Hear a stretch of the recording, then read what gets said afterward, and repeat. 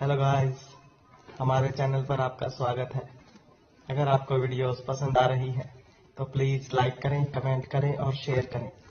अगर आपने चैनल को अभी तक सब्सक्राइब नहीं किया है तो प्लीज़ चैनल को सब्सक्राइब करें।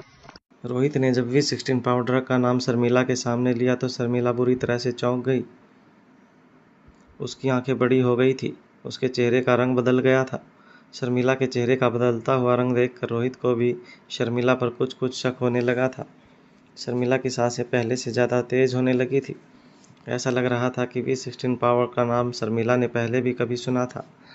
रोहित को ये पक्का यकीन हो गया था कि शर्मिला V16 पाउडर के बारे में ज़रूर कुछ जानती थी। रोहित को अब यही लगने लगा कि शर्मिला से उसे बात उगलवानी है, क्योंकि शर्मिला की आंखों ने रोहित को बता दिया था कि शर्मिला जरूर V16 पाउडर के बारे में जानती थी। शर्मिला को गौर से देखते हुए रोहित अपनी जगह से खड़ा हुआ। रोहित को खड़े होते हुए देखकर शर्मिला रोहित से कहने लगी, ये क्या कह रहे हैं सर आप? मैं ऐसे किसी ड्रग्स के बारे में कुछ नहीं जानती। शर्मिला की आवाज़ काफ़ी अटक रही थी। ऐसा लग रहा था जैसे शर्मिला जानबूझकर V16 पाउडर की इन्फॉर्मेशन के बारे में रोहित से छुपा रही थी। मगर शर्मिला की हालत और शर्मिला को देखकर रोहित को इतने यकीन तो ज़रूर हो गया था कि शर्मिला ज़रूर किसी मास्टर प्लान का हिस्सा थी। रोहित ने शर्मिला की आंखें पढ़ ली थी। वो अब किसी भी तरह से शर्मिला का सच जानना चाहता था, पर साथ ही साथ रोहित के दिमाग में ये भी था कि उस शर्मिला को कोई नुकसान नहीं होने देना है। रोहित शर्मिला को देखकर इतना ज़रूर समझ गया था कि शर्मिला की मासूमियत का फ़ायदा उठाया गया था। उसके पीछे कोई और था, क्योंकि रोहित ये जानता था कि शर्मिला एक छोटा सा मोहरा थी जो किसी के इशारे पर नाच रही थी।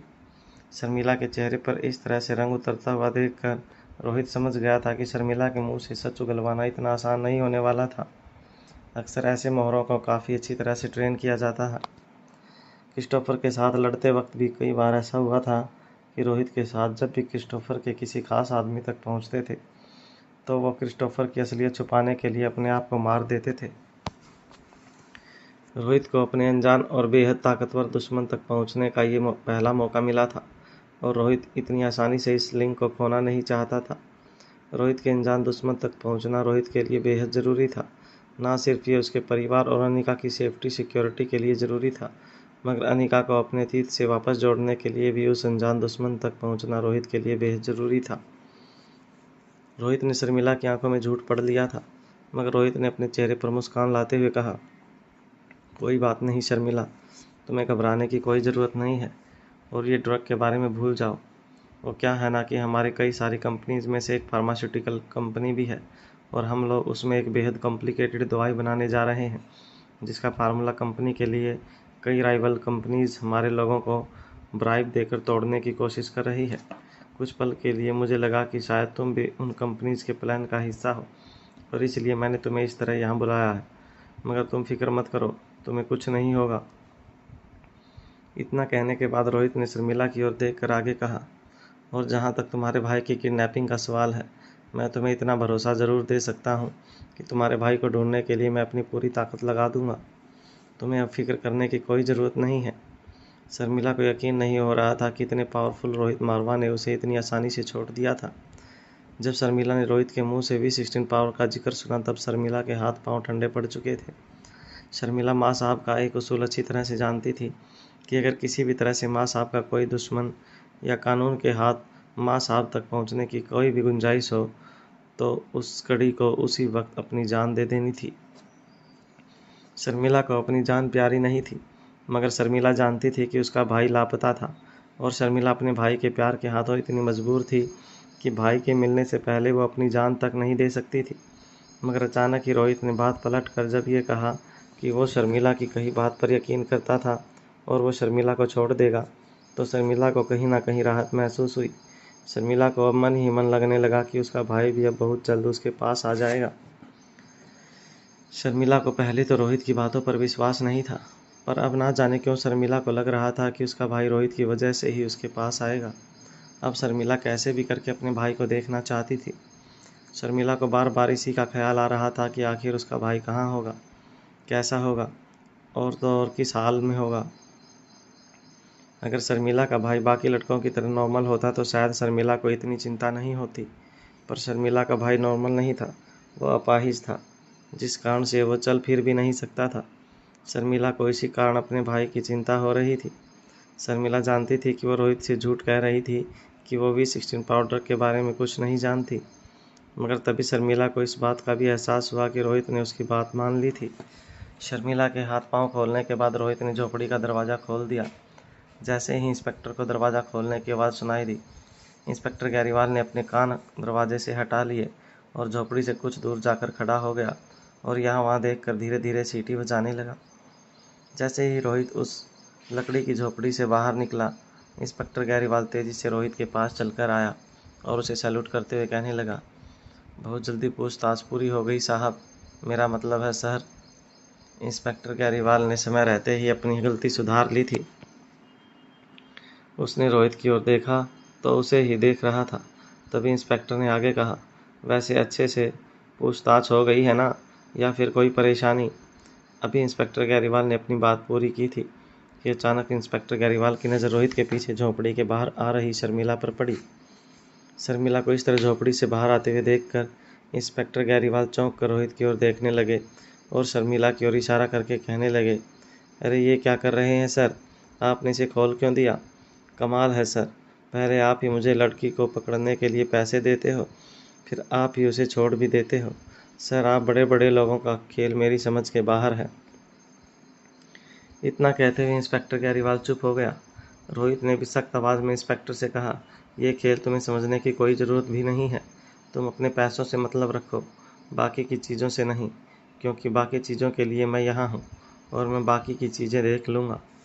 ये कहने के बाद रोहित ने अपनी जेब से एक नोटों की गड्डी निकाली और इंस्पेक्टर को देते हुए कहा, तुम्हें मैंने जो पैसे ट्रांसफ़र किए थे उसके अलावा ये पैसे भी रखो, मगर इतना याद रहे कि यहाँ पर जो कुछ भी हुआ है वो बात तुम किसी से नहीं कहोगे।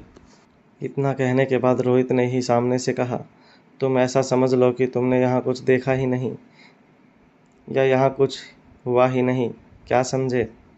रोहित की बात सुनते ही इंस्पेक्टर गैरीवाल ने अपना सिर खुजाते हुए कहा, अरे सर, अगर ये बात किसी को पता चल जाती है तो सबसे पहले तो मेरी नौकरी चली जाएगी, फिर अपनी नौकरी बचाने के लिए मुझे और खेल खेलने होंगे, और आप तो अच्छी तरह से जानते हैं कि मैं कानून को अपने हाथों में लेना बिल्कुल पसंद नहीं करता। मैं कानून का एक सच्चा रखवाला हूँ और हर चीज़ कानून के दायरे में रहकर ही करता हूँ, इसलिए आप फिक्र मत कीजिए, किसी को कुछ नहीं पता चलेगा, यहाँ तक कि मैं अपनी परछाई को भी ये बात पता नहीं चलने दूँगा। इंस्पेक्टर की बात बीच में काटते हुए रोहित ने इंस्पेक्टर से कहा, और मेरी बात ध्यान से सुनो, शर्मिला का भाई लापता है, ज़रा पता लगाओ कि उसके भाई को अगर किसी ने किडनैप किया है तो क्यों किया है, और शर्मिला के भाई की किडनैपिंग के पीछे किसका हाथ है। रोहित की बात सुनते ही इंस्पेक्टर गैरीवाल ने कहा, अरे सर, कमाल कर दिया आपने, एक ही पल में अनऑफिशियल काम को पूरी तरह से ऑफिशियल कर दिया। चलिए ठीक है, मैंने आपकी भी तनख्वाह ली है तो आपका ये काम भी कर दूंगा, मगर इस काम में थोड़ा सा वक्त लगेगा साहब। शर्मिला बड़े ही उम्मीद से इंस्पेक्टर की ओर देख रही थी, मगर इंस्पेक्टर गैरीवाल ने जब ये कहा कि काम पूरा होने में कोई तकलीफ़ हो सकती है तो फिर से शर्मिला हैरानी से इंस्पेक्टर गैरीवाल को देखने लगी। इंस्पेक्टर गैरीवाल ने शर्मिला की ओर देखकर कहा, अरे तुम जहाँ रहती हो वहाँ आसपास तो कोई रास्ता भी नहीं है, पता नहीं क्यों तुमने रहने के लिए ऐसी जगह चुनी जहाँ इंसानों के अलावा इस दुनिया के हर जीव जंतु रहते हैं। मेरे ख्याल से तो वहाँ काफ़ी बार भूत प्रेत भी दिखाई दिए हैं। इंस्पेक्टर गैरीवाल की बेतुकी बात सुनकर रोहित ने कहा, ये क्या बकवास कर रहे हो तुम, कभी भी कुछ भी कहने लग जाते हो। इंस्पेक्टर ने रोहित की बात सुनते ही कहा, अरे हाँ साहब, अरे बहुत किस्से सुने हैं उस जगह के, अरे इसीलिए तो उस जगह पर कोई रहने भी नहीं आता, सालों से वहाँ बड़े बड़े बंगले बिल्कुल खाली पड़े हैं। NRI लोगों ने इन्वेस्टमेंट करके वहाँ पर बंगले तो बना लिए, अब साल 2 साल में कभी कभार उनके परिवार यहाँ रहने आते हैं, मगर पिछले कई सालों से तो वो लोग भी यहाँ पर नहीं आते। मैंने सुना है अमेरिका से एक पूरी फैमिली यहाँ पर आई थी और भूत प्रेतों ने पूरी फैमिली का एक ही रात में काम तमाम कर दिया, तब से यहाँ पर कोई रहने नहीं आता। पता नहीं ये और इसका भाई अब तक कैसे बचे हुए हैं।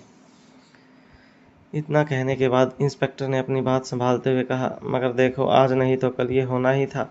अचानक पता नहीं चल रहा है कि इसके भाई को ज़मीन खा गई या आसमान निगल गया। रोहित ने भी इंस्पेक्टर की ये बात सुनकर उसे चुप कराते हुए कहा, देखो, तुमसे जितना कहा है उतना करो वरना मेरे पास भी आदमी है ये काम करने के लिए। इस लड़की को जल्द से जल्द उसका भाई मिल जाना चाहिए, और हाँ, इस लड़की को उसके घर पर छोड़ दो। इंस्पेक्टर गैरीवाल को ऑर्डर देने के बाद रोहित शर्मिला की ओर मुड़ा और अपनी जेब से फिर से कुछ पैसों की गड्डी निकालते हुए शर्मिला की ओर आगे बढ़ाते हुए कहा, ये लो, तुम कुछ पैसे रखो। मैं अच्छी तरह से जानता हूँ कि इस वक्त तुम नौकरी पर तो नहीं आ सकती, मगर ये कुछ पैसे रखो, तुम्हारे काम आएंगे। मैं उम्मीद करता हूँ कि तुम्हें जल्द से जल्द तुम्हारा भाई वापस मिल जाएगा। ये कहने के बाद रोहित उन नुकीले पत्थरों से होता हुआ फिर से अपनी कार की ओर अपने कदम आगे बढ़ाने लगा। रोहित को जाता हुआ देखकर इंस्पेक्टर और शर्मिला भी उस जगह से रोहित की कार की ओर अपने कदम आगे बढ़ाने लगे। कार के पास पहुंचकर इंस्पेक्टर ड्राइविंग सीट पर बैठा और शर्मिला और रोहित बैक सीट पर जाकर बैठ गए। पुलिस स्टेशन की ओर जाते हुए पूरे रास्ते रोहित बिना शर्मिला को पता चले शर्मिला को ऑब्जर्व कर रहा था। वैसे तो शर्मिला किसी भी तरह से कोई खतरनाक लड़की नजर नहीं आ रही थी, मगर रोहित अब तक इतना तो जान चुका था कि शर्मिला V16 पाउडर के बारे में ज़रूर कुछ ना कुछ जानती थी। रोहित ने शर्मिला को सिर्फ इसलिए जाने दिया था ताकि शर्मिला किसी तरह अपने मास्टरमाइंड के साथ मिलने की कोशिश करे और शर्मिला के जरिए रोहित अपने सबसे ताकतवर दुश्मन तक पहुंच सके। पुलिस स्टेशन पर शर्मिला और इंस्पेक्टर गैरीवाल को उतारने के बाद रोहित अपनी कार ड्राइव करके वहां से चला गया। जैसे ही रोहित की कार पुलिस स्टेशन से कुछ दूरी पर पहुंची, रोहित ने अपनी जेब से फ़ोन निकालकर मयूर गुलेरिया को कॉल लगाया। मयूर गुलेरिया ने जैसे ही रोहित का कॉल रिसीव किया, रोहित के कानों पर मयूर गुलेरिया की आवाज़ पड़ी। मयूर गुलेरिया ने रोहित से कहा, जीजा जी, मैंने सनी के बारे में जो कुछ भी सुना है, क्या वो सच है? रोहित ने एक लंबी सांस लेते हुए मयूर से कहा, सनी की हालत बहुत क्रिटिकल है, मगर सुनो, मुझे तुमसे एक ज़रूरी काम है। तुम सब कुछ छोड़कर इसी वक्त मनाली आ जाओ, और मैं जो कह रहा हूँ वो बात बड़े ही ध्यान से सुनो। मयूर गुलेरिया को फ़ोन पर सारी बातें समझाने के बाद रोहित तेज़ी से अपनी गाड़ी वापस होटल पैराडाइज इंटरनेशनल की ओर ले जाने लगा। रोहित के मन में इस वक्त एक साथ कई सारी बातें चल रही थी। रोहित ये बात जानता था कि वो अंदर से इस वक्त कितना परेशान था, पर रोहित बाहर से किसी को ये दिखाना नहीं चाहता था कि रोहित अंदर से परेशान है या उसके दिमाग में कुछ चल रहा है। रोहित अपनी कार पूरी रफ्तार से भगा रहा था। वो जल्द से जल्द होटल पैराडाइज इंटरनेशनल पहुंचना चाहता था। वहां होटल पैराडाइज इंटरनेशनल के टॉप फ्लोर के प्रेसिडेंशियल सूट नंबर 1 में बच्चों के बेडरूम में रिया गहरी नींद में सोई हुई थी। रिया काफ़ी घंटों से सोई नहीं थी और लैपटॉप पर कॉन्टीन्यूसली काम करने की वजह से रिया की आंखों में काफ़ी नींद जम चुकी थी। जैसे ही दोनों भाइयों ने रिया को बिस्तर पर लिटाया, रिया गहरी नींद में सो गई। रिया को सोने के लिए 1 मिनट का वक्त भी नहीं लगा था। बिस्तर पर लेटते ही रिया सो गई थी। रिया को चैन से सोता हुआ देखकर अलेक्जेंडर और आर्यन को काफ़ी सुकून लग रहा था, पर ऐसा नहीं था कि उनके माथे से टेंशन हट गया था और वो परेशान नहीं थे।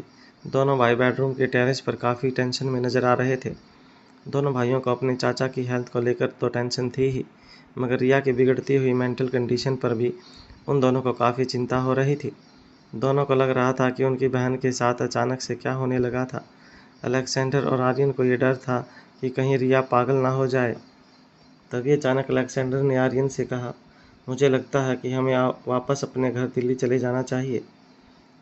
अपने भाई की ये बात सुनकर आर्यन थोड़ा हैरान हो गया।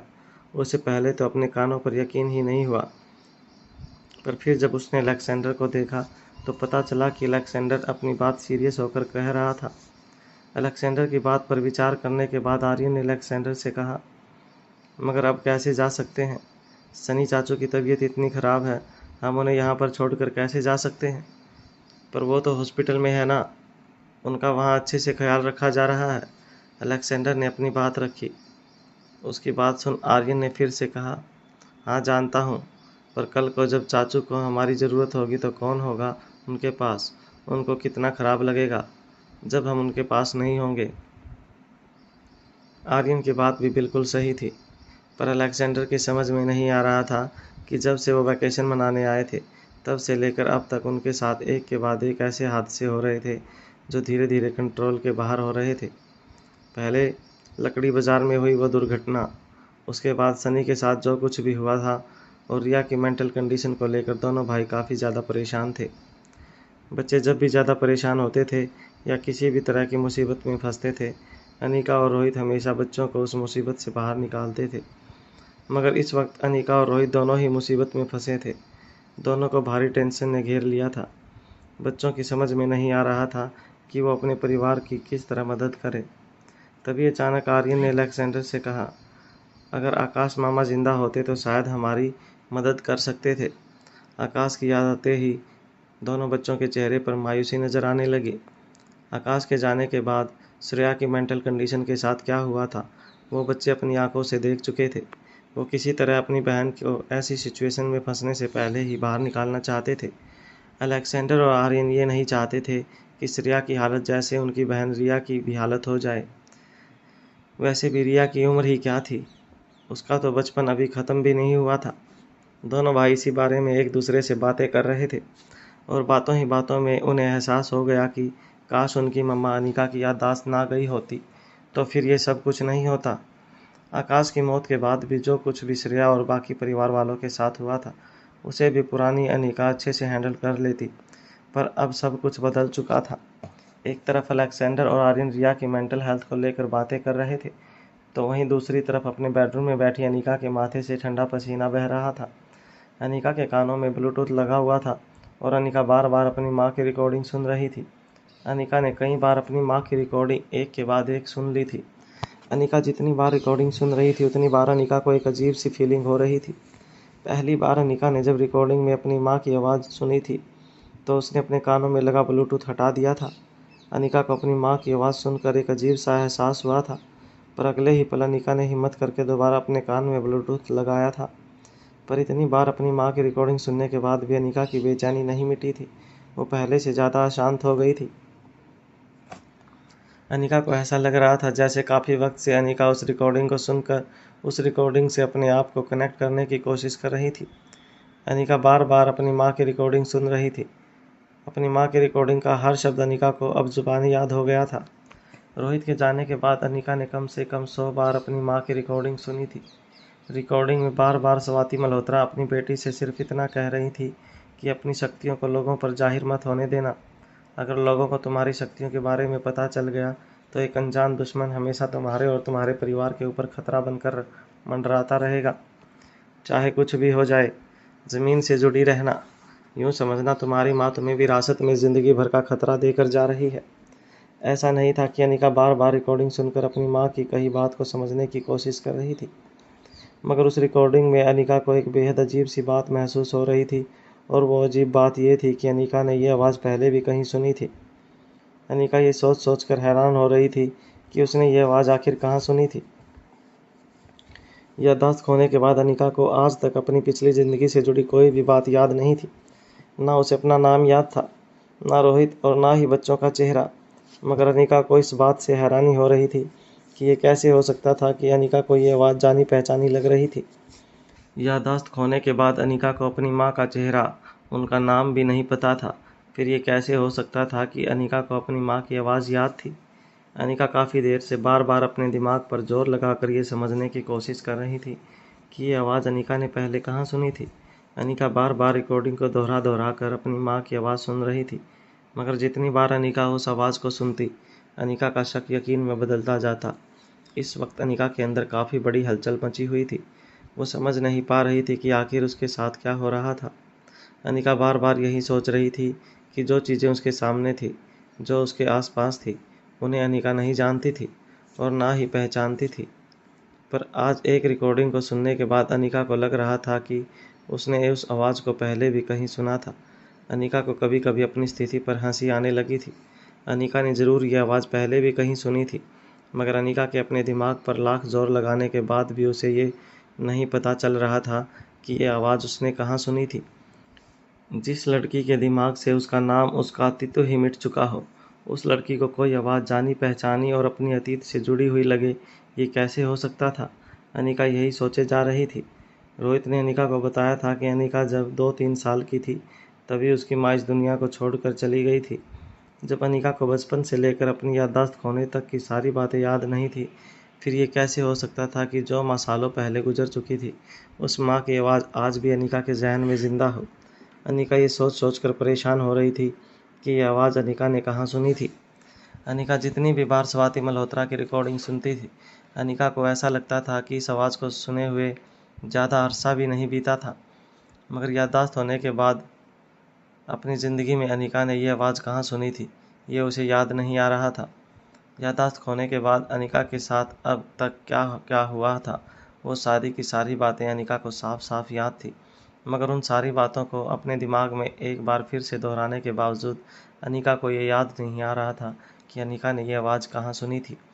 अनिका ने याद करने की भी कोशिश की कि कहीं ये आवाज़ अनिका के आसपास रहने वाली किसी औरत से मिलती जुलती आवाज़ थी, मगर काफ़ी देर तक मन ही मन सोचने के बाद अनिका को इस बात का यकीन हो गया था कि इस आवाज़ से मिलती जुलती कोई आवाज़ अनिका की ज़िंदगी में नहीं जुड़ी थी। फिर ये कैसे हो सकता था कि जब याददाश्त खोने के बाद अनिका को आज तक कभी अपनी पिछली ज़िंदगी की कोई बात याद नहीं थी, तो अपनी माँ की आवाज़ उसने पहले भी सुनी थी, इस बात का उसे एहसास हो।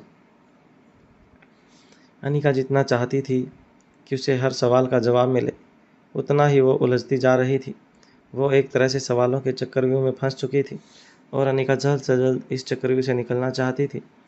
अनिका ये बात जानती थी कि उसने कभी अपनी माँ की आवाज़ नहीं सुनी थी, मगर अनिका जितनी भी बार अपनी माँ की रिकॉर्डिंग सुनती, अनिका का यकीन और भी पक्का होता जा रहा था। अनिका ने ये आवाज़ सुनी थी और याददाश्त खोने के बाद ही सुनी थी। ये बात भी अनिका के जहन में बिल्कुल पक्की हो चुकी थी। बस अब अनिका के सामने एक ही बड़ा सवाल था और वो सवाल ये था कि ये आवाज़ अनिका ने कहाँ सुनी थी, और अगर अनिका ने ये आवाज़ अभी कुछ दिनों पहले ही सुनी थी तो क्या इसका मतलब ये था कि स्वाति मल्होत्रा जिंदा थी। अनिका के मन में जैसे ही ये ख्याल आया, अनिका को अपनी बेटी रिया की बात याद आई। क्या रिया की बात सच थी? ये सारी की सारी बातें एक साथ अनिका के जहन में घूमने लगी।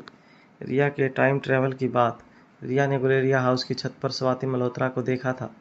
वो बात स्वाति मल्होत्रा की रिकॉर्डिंग में सुनाई देने वाली आवाज़ अनिका को जानी पहचानी लग रही थी। अनिका समझ नहीं पा रही थी कि आखिर सालों पहले मर चुकी स्वाति मल्होत्रा किस तरह से अनिका को कांटेक्ट करने की कोशिश कर रही थी। क्या सचमुच अनिका की मां टाइम ट्रैवल करके अनिका और उसके परिवार से मिलने आई थी? क्या अनिका की मां मरने के बावजूद अनिका को कोई इशारा कर रही थी? एक साथ कई सारी बातें अनिका के दिमाग को बेकाबू कर रही थी। अनिका का चेहरा लाल पड़ता जा रहा था। ऐसा लग रहा था जैसे अगर अनिका ने और अपने दिमाग पर जोर दिया तो अनिका के दिमाग की नसें फट सकती थी। अनिका अपनी आंखें बंद करके अपने दिमाग पर जोर डालकर ये सोचने की कोशिश कर रही थी कि अपनी माँ की आवाज़ अनिका ने कहाँ सुनी थी। अनिका उस आवाज़ के ज़रिए अपने अतीत से जुड़ने की कोशिश कर रही थी, मगर अनिका को अपने अतीत की कोई बात याद नहीं आ रही थी। अनिका की माँ की आवाज़ के अलावा अनिका को अपने अतीत का कोई बात याद नहीं थी। क्या सचमुच स्वाति मल्होत्रा की आवाज़ अनिका के अतीत की वजह से अनिका को जानी पहचानी लग रही थी, या फिर याददाश्त खोने के बाद भी अनिका इस आवाज़ से रूबरू हुई थी। अनिका बार बार अपने दिमाग पर जोर डालकर कुछ याद करने की कोशिश कर रही थी। तभी अचानक अनिका की आंखें एकदम से चौड़ी हो गई। अनिका की आंखें लाल लाल नजर आ रही थी। ऐसा लग रहा था जैसे अनिका की आंखों से किसी भी वक्त खून बह सकता था। मगर तभी अनिका के दिमाग में बिल्कुल इसी आवाज़ में सुनी हुई और एक बात गूंजने लगी। मेरी बच्ची, मुझे माफ़ कर देना। मैंने तुमसे तुम्हारा सब कुछ छीन लिया है, मगर तुम जिनकी सब कुछ हो, मैं तुम्हें उनके पास वापस भेज रही हूँ। जब अनिका के जहन में ये बात गूंजने लगी तो अनिका के होश उड़ गए।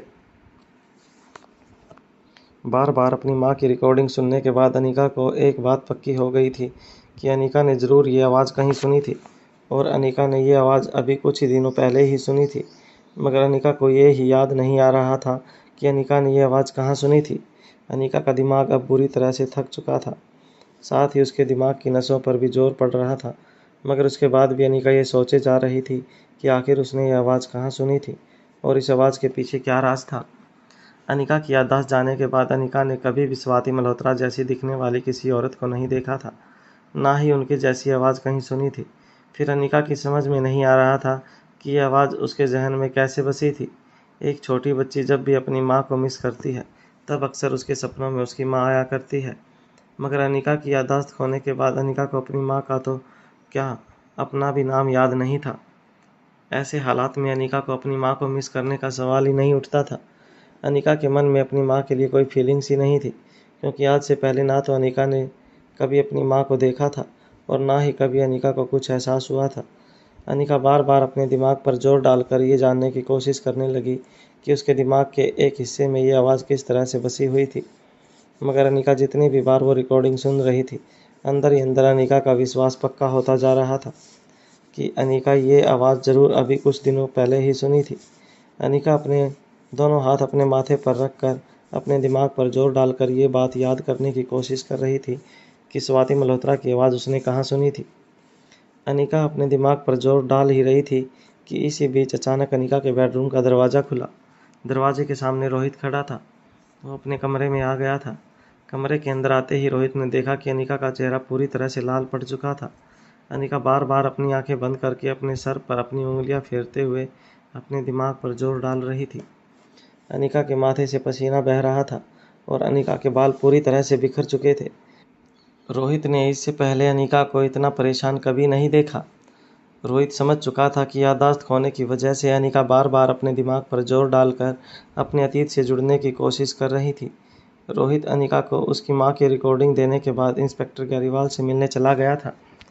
तब रोहित ने ये सोचा नहीं था कि अपनी मां की रिकॉर्डिंग सुनने का अनिका पर इतना भारी असर हो सकता था।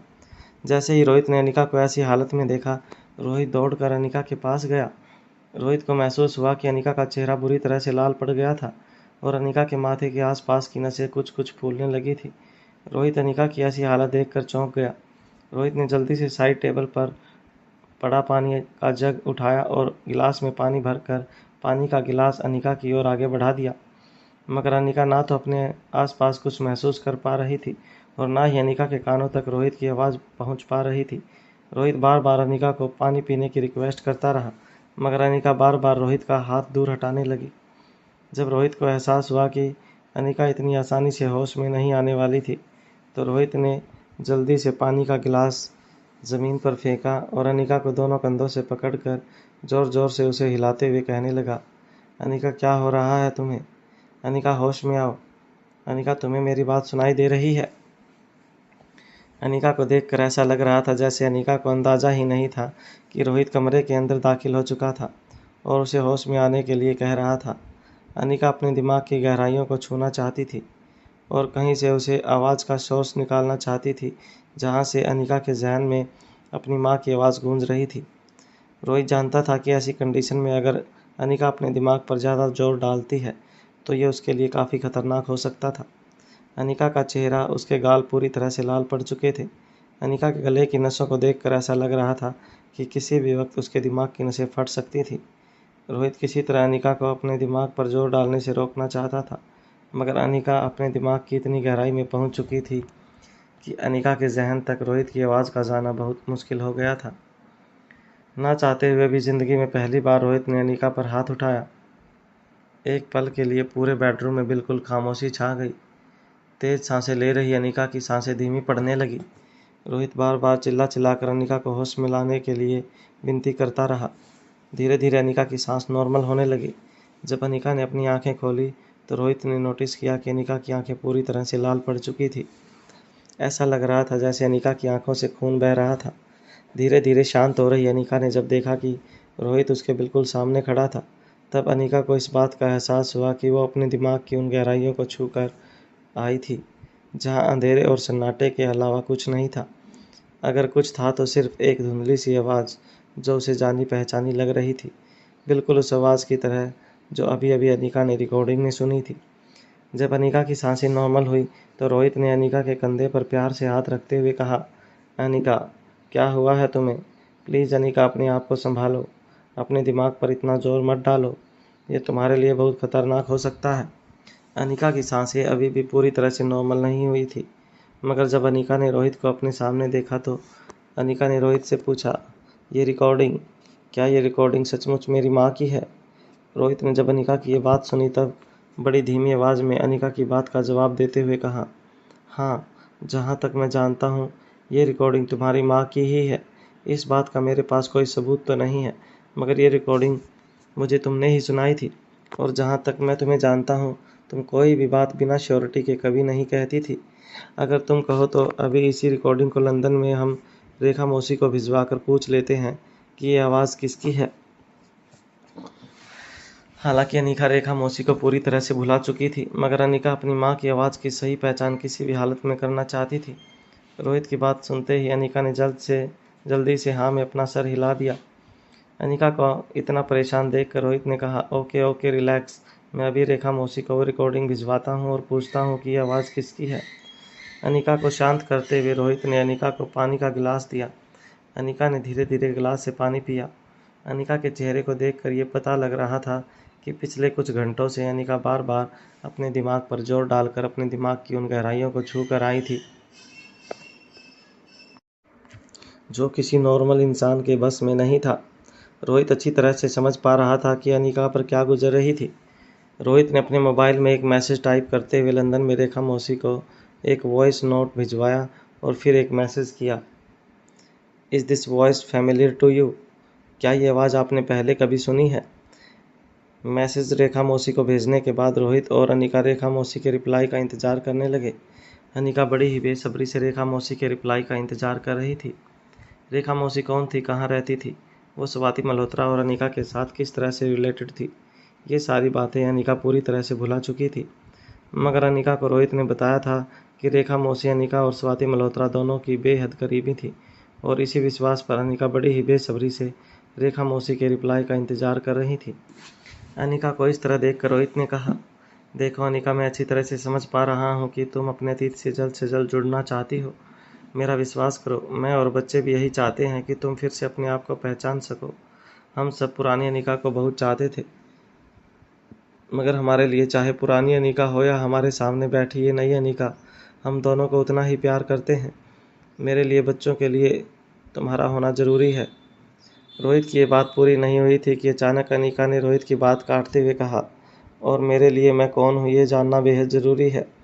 मेरे साथ जो कुछ भी हो रहा है वो क्यों हो रहा है, इसके पीछे ज़रूर कोई ना कोई एक ऐसी वजह है जिसे ढूंढना मेरे लिए बेहद ज़रूरी हो गया है। अनिका और रोहित कुछ देर तक रेखा मौसी के रिप्लाई का इंतज़ार करते रहे। तभी कुछ देर में रोहित के मोबाइल स्क्रीन पर रेखा मौसी का मैसेज फ्लैश होने लगा। रेखा मौसी ने मैसेज में लिखा था, दिस इज़ स्वाति दीदीज़ वॉइस। ये आवाज़ स्वाति दीदी की है। ये मैसेज पढ़ते ही अनिका की आंखें चौड़ी हो गई। अब अनिका को यकीन हो गया था कि रिकॉर्डिंग में उसने जो आवाज़ सुनी थी और अनिका के जहन में जो आवाज़ गूंज रही थी, वो दोनों आवाज़ अनिका की माँ स्वाति मल्होत्रा की थी। जब अनिका को इस बात का यकीन हो गया, अनिका ने रोहित की ओर देखते हुए कहा, मैंने ये आवाज़ पहले भी सुनी है। रोहित काफ़ी कन्फ्यूजन से अनिका को देखने लगा। अनिका ने रोहित के चेहरे पर कन्फ्यूजन देखते हुए उसे पूरी बात समझाते हुए कहा, देखो रोहित, ये आवाज़ जो तुमने अभी अभी रिकॉर्डिंग में सुनाई है, अगर वो मेरी माँ की आवाज़ है तो ये आवाज़ मैंने अभी कुछ दिनों पहले ही सुनी है। रोहित अनिका की ये बात सुनकर चौंक गया। अनिका ने पूरी बात समझाते हुए कहा, मुझे अच्छी तरह से याद है कि मैंने ये आवाज़ सुनी है, जैसे कि एक माँ अपनी बेटी से कह रही हो कि मुझे माफ़ कर देना, किसी तरह की माफ़ी मांग रही थी। मगर मेरी समझ में नहीं आ रहा था कि यह आवाज़ मैंने कहाँ सुनी थी। अनिका की ये बात सुनकर रोहित भी हैरान हो गया। जब से अनिका याददाश्त खोने के बाद होश में आई थी, तब से लेकर अब तक रोहित ने अनिका को एक पल के लिए भी अपनी नज़रों से दूर नहीं होने दिया था। ऐसा कोई पल नहीं था, ऐसा कोई वक्त नहीं था जब अनिका ने अकेले कहीं ट्रैवल किया हो या अकेले कभी किसी से मिली हो। फिर ये कैसे हो सकता था कि अनिका ने यह आवाज़ पहले कभी सुनी हो। रोहित समझ नहीं पा रहा था कि अनिका की बेचैनी उसके मन का वहम था या कुछ और। रोहित भी बार बार ये याद करने की कोशिश करने लगा कि कहीं कोई ऐसा वक्त नहीं था जब अनिका अकेले बिना रोहित के या बिना घर वालों के बाहर गई हो और किसी अनजान व्यक्ति से मिली हो। मगर याददाश्त खोने के बाद अनिका को कभी भी रोहित ने अकेला नहीं छोड़ा था। कम से कम सिक्योरिटी गार्ड अनिका के साथ ही रहते थे, और अगर स्वाति मल्होत्रा अनिका को कहीं मिली थी तो अनिका को स्वाति मल्होत्रा का चेहरा ज़रूर याद होता। ये बात दिमाग में आते ही रोहित ने अनिका से पूछा, तुम कहना क्या चाहती हो? क्या तुमने अपनी माँ को पिछले दिनों कहीं देखा है? रोहित अच्छी तरह से जानता था कि स्वाति मल्होत्रा को मरे सालों बीत गए थे, मगर अनिका क्या कहना चाहती थी ये रोहित की समझ के बाहर था। अनिका ने तेज़ सांसें लेते हुए रोहित से कहा, नहीं, मैंने ये चेहरा तो पहले कभी नहीं देखा, मगर मुझे यकीन है कि मैंने ये आवाज़ ज़रूर पहले कहीं सुनी है। तभी अचानक अनिका के दिमाग में एक बात बिजली की तरह चमकी। अनिका को फ़ौरन इस बात का एहसास हुआ कि अगर अनिका को अपनी पिछली ज़िंदगी से जुड़ी एक भी बात याद नहीं है तो ये कैसे हो सकता था कि उसे अपनी माँ की आवाज़ याद हो। इसका मतलब ज़रूर ये था कि अनिका ने स्वाति मल्होत्रा की आवाज़ ज़रूर सुनी थी, मगर कब, यही सवाल अनिका को अंदर ही अंदर खाए जा रहा था। अनिका को समझ नहीं आ रहा था कि किस्मत उसके साथ किस तरह के खेल खेल रही थी। शुरू से अनिका को लगा था कि जिस तरह उसे फ़ोटोज़ और वीडियोज़ देखकर बच्चों पर भरोसा कर लिया था, उसी तरह आगे का रास्ता भी आसान होने वाला था और उसे कुछ वक्त में रोहित पर भी भरोसा होने लगता। पर यहाँ तो सब कुछ उल्टा हो गया था। अनिका को रोहित पर भरोसा हुआ भी नहीं था और उसके सामने एक के बाद एक नए सवाल आकर खड़े हो गए। इस बार अनिका के सामने जो सवाल आया था उसे सुलझाना बहुत ही ज़रूरी था, क्योंकि इसी सवाल में उसका अतीत छुपा हुआ था और अगर अनिका इस सवाल का जवाब ढूंढ लेती तो उसे अपनी सारी परेशानी का हल मिल जाता। अनिका अपने आप में पूरी तरह से कॉन्फिडेंट थी कि उसने स्वाति मल्होत्रा की आवाज़ सुनी थी, पर उसे ये याद नहीं आ रहा था कि उसने ये आवाज़ कहाँ और कब सुनी थी। रोहित भी अनिका को हैरान परेशान देख रहा था। उसे भी समझ नहीं आ रहा था कि वो अनिका की मदद कैसे करे। रोहित जितना अनिका की मुसीबत कम करने की सोचता था, उतना ही ज़्यादा अनिका मुसीबतों में घिर जाती थी। मनाली आने के बाद भी अनिका की मुश्किलें कम नहीं हुई थी। अनिका इस वक्त मायूस नज़र आ रही थी। उसके चेहरे को देखकर कोई भी बता सकता था कि अनिका इस वक्त कितनी ज़्यादा परेशानी थी। तब अनिका ने रोहित से यह सवाल पूछा, रोहित, क्या तुम मुझे बता सकते हो कि मैं घर कब वापस लौट आकर आई थी? कब मुझे घर किसने छोड़ा था? मेरा मतलब है, मैं तुम्हें कहाँ मिली थी? इतना कहने के बाद अनिका रोहित को एक उम्मीद भरी नज़रों से देखने लगी। रोहित भी अनिका के सवाल पर गहरी सोच में डूब गया। रोहित ने कुछ देर मन ही मन सोचने के बाद अनिका से कहा, मैंने तुम्हें बताया तो था, मुझे तुम बेहोशी की हालत में एक काली कार में मिली थी। उस कार में कोई ड्राइवर नहीं था। मेरी भी यही बात समझ में नहीं आ रही थी कि अगर तुम बेहोश थी तो फिर कार ड्राइव कौन कर रहा था। मगर फिर भूमिका ने मुझे बताया कि शायद वो एक रिमोट कंट्रोल ऑपरेटेड कार थी।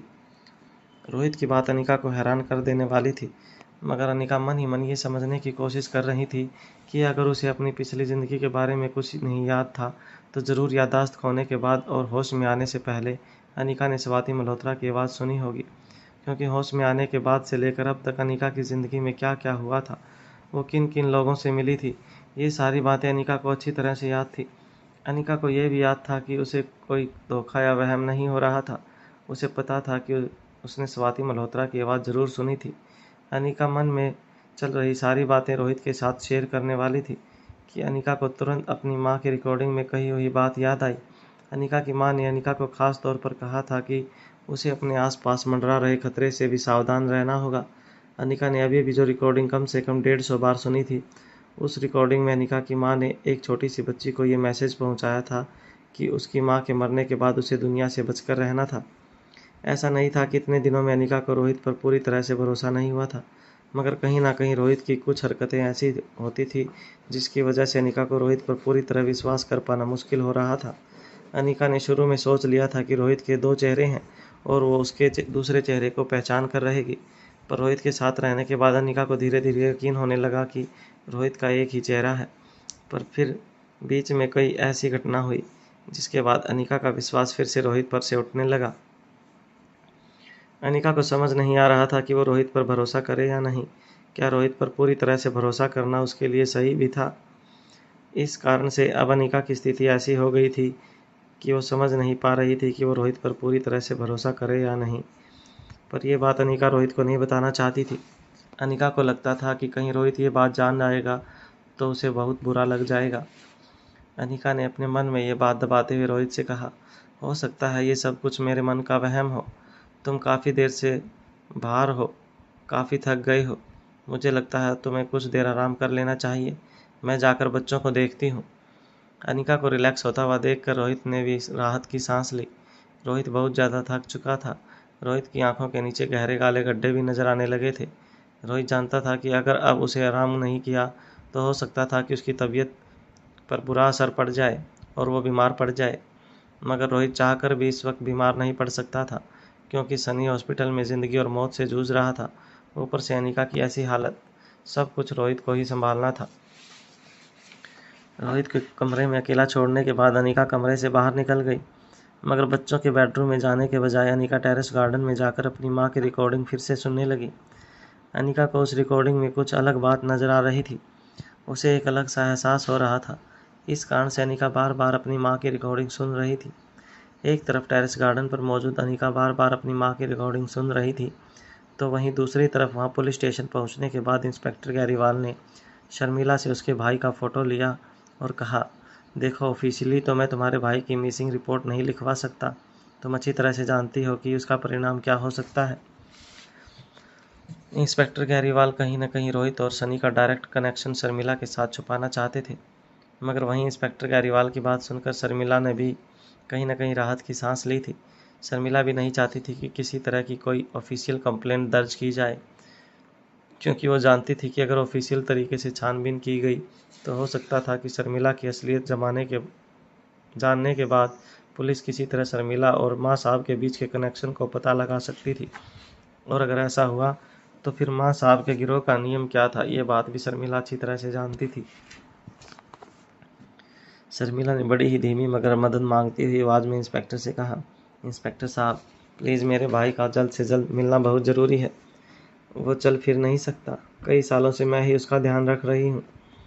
इससे पहले कि रोती हुई शर्मिला और ज़्यादा मदद की गुहार लगाए, इंस्पेक्टर ने शर्मिला को इशारा करते हुए कहा, देखो अब तुम जाओ यहाँ से, ये पुलिस स्टेशन शहर के सामने ही है और ज़्यादा देर तक तुम्हारा यहाँ रहना मेरे लिए खतरे से खाली नहीं। मैंने तुमसे कहा ना मैं तुम्हारे भाई को ढूंढ लूँगा। अब जाओ, मैंने तुम्हारा फ़ोन नंबर ले लिया है, मैं तुम्हें दोबारा कॉल करूँगा। इतना कहने के बाद इंस्पेक्टर गैरीवाल ने शर्मिला को जाने का इशारा किया। रोती हुई शर्मिला मन में अपने भाई के बारे में चिंता लिए पुलिस स्टेशन से कुछ ही दूर से रिक्शा पकड़कर चली गई। अपनी सुनसान गली के बाहर रिक्शा छोड़ते हुए शर्मिला फिर से अपने घर की ओर अपने कदम उसी उम्मीद में आगे बढ़ाने लगी कि जैसे ही वो घर का दरवाज़ा खोले और फिर से उसका भाई उसे अपने बिस्तर पर लेटा नजर आए। कहीं ना कहीं शर्मिला के दिल में भी यही उम्मीद थी कि वो जैसे ही दरवाज़ा खोलेगी उसे उसका भाई घर में ही नजर आएगा। शर्मिला तेज़ी से अपने घर के पास पहुंची और जैसे ही चाबी से उसने अपना मकान का दरवाज़ा खोला, शर्मिला ने देखा कि वो बिस्तर जिस पर उसका भाई हमेशा सोया करता था वो अभी भी खाली था। बिस्तर को देखकर शर्मिला के दिल की सारी उम्मीदें भी खाली हो गई। शर्मिला जान चुकी थी कि उसके भाई को किसी ने अगवा कर लिया था, मगर शर्मिला ये नहीं जानती थी कि अगर रोहित ने उसके भाई को अगवा नहीं किया तो कौन था शर्मिला का दुश्मन, जो शर्मिला के अपाहिज भाई को अगवा कर सकता था। घर की छत पर खड़ी शर्मिला मन ही मन अपने अनजान दुश्मन के बारे में सोचती रही। अपने घर की छत पर खड़ी शर्मिला को बड़ी बड़ी और फटी आंखों से शर्मिला का भाई देख रहा था। एक बिल्कुल वीरान मकान की खुली खिड़की से शर्मिला के भाई को अपनी बहन मायूस और उदास घर की छत पर खड़ी नजर आ रही थी। सूरज ढलने ही वाला था कि अचानक किसी ने उस कमरे की खिड़की बंद कर दी जहां से शर्मिला के भाई को अपनी बहन दिखाई दे रही थी। खिड़की बंद होते ही कमरे में अंधेरा छा गया। शर्मिला का भाई कुछ बोलने की कोशिश कर रहा था, मगर लकवा मारने की वजह से वो ठीक तरह से बोल नहीं पा रहा था और उसके सामने खड़े इंसान को उसकी भाषा समझ नहीं आ रही थी। शर्मिला के भाई को अपनी बहन की कमी बहुत महसूस हो रही थी। इस पूरी दुनिया में अकेली शर्मिला ही थी जो उसके भाई की हर आवाज़ से ये समझ सकती थी कि वो क्या कहना चाहता था। शर्मिला के भाई की आंखों से आंसू बह रहे थे। अपनी अगुवाई से ज़्यादा उसे अपनी बहन की चिंता हो रही थी। वो मन ही मन ये सोच सोच कर आंसू बहा रहा था कि इस वक्त उसकी बहन पर क्या बीत रही होगी। अपनी बहन के लिए तड़प रहे शर्मिला के भाई के मुंह से रोने की सिसकने की आवाज़ पूरे कमरे में गूंज रही थी। वो किसी तरह अपने सामने खड़े इंसान को प्रार्थना कर रहा था कि वो उसे छोड़ दे और उसकी बहन के पास जाने दे। वो अपने मुंह से कुछ बोलने की कोशिश कर रहा था, मगर वो जो कुछ भी कहने की कोशिश कर रहा था वो सामने खड़े इंसान के कानों पर नहीं पड़ रही थी, और अगर पड़ भी रही थी तो वो उसकी भाषा नहीं समझ पा रहा था। वो शख्स शर्मिला के भाई की भाषा समझ नहीं पा रहा था और वो इस तरह का दिखावा कर रहा था जैसे शर्मिला के भाई की कोई बात उसे सुनाई नहीं दे रही थी और न ही समझ में आ रही थी। शर्मिला का भाई बहुत देर तक रोता रहा, बिलखता रहा, मगर उसके सामने खड़े इंसान ने उसकी एक भी बात नहीं सुनी। अचानक रोते बिलखते शर्मिला के भाई को खांसी आने लगी। सिगरेट का धुआं सांसों में जाने की वजह से उसे जोर जोर की खांसी आने लगी। जब उसके सामने खड़े आदमी ने देखा कि उसकी स्मोकिंग की वजह से शर्मिला के भाई को खांसी आ रही थी तो वो और भी करीब आया और सिगरेट का एक बड़ा सा कश लेकर सिगरेट का धुआं शर्मिला के भाई के मुंह के ऊपर छोड़ने लगा, जिसकी वजह से शर्मिला के भाई की खांसी और भी ज़्यादा बढ़ गई। शर्मिला के भाई का चेहरा बुरी तरह से लाल पड़ चुका था और खांस खांस कर उसकी आंखों से आंसू उसके चेहरे पर हर तरफ फैलने लगे थे। वह आदमी काफ़ी देर तक शर्मिला के भाई के मुंह पर सिगरेट का धुआं फेंकता रहा। जब उसे यकीन हो गया कि इससे ज़्यादा अगर शर्मिला के भाई ने खांसी ली तो वहीं दम घुटकर उसका खात्मा हो जाएगा। तब अचानक सिगरेट जमीन पर बुझाते हुए उसने अपनी गहरी पहाड़ी आवाज़ में शर्मिला के भाई से कहा, अरे यार, तुम तो बड़े कमज़ोर निकले।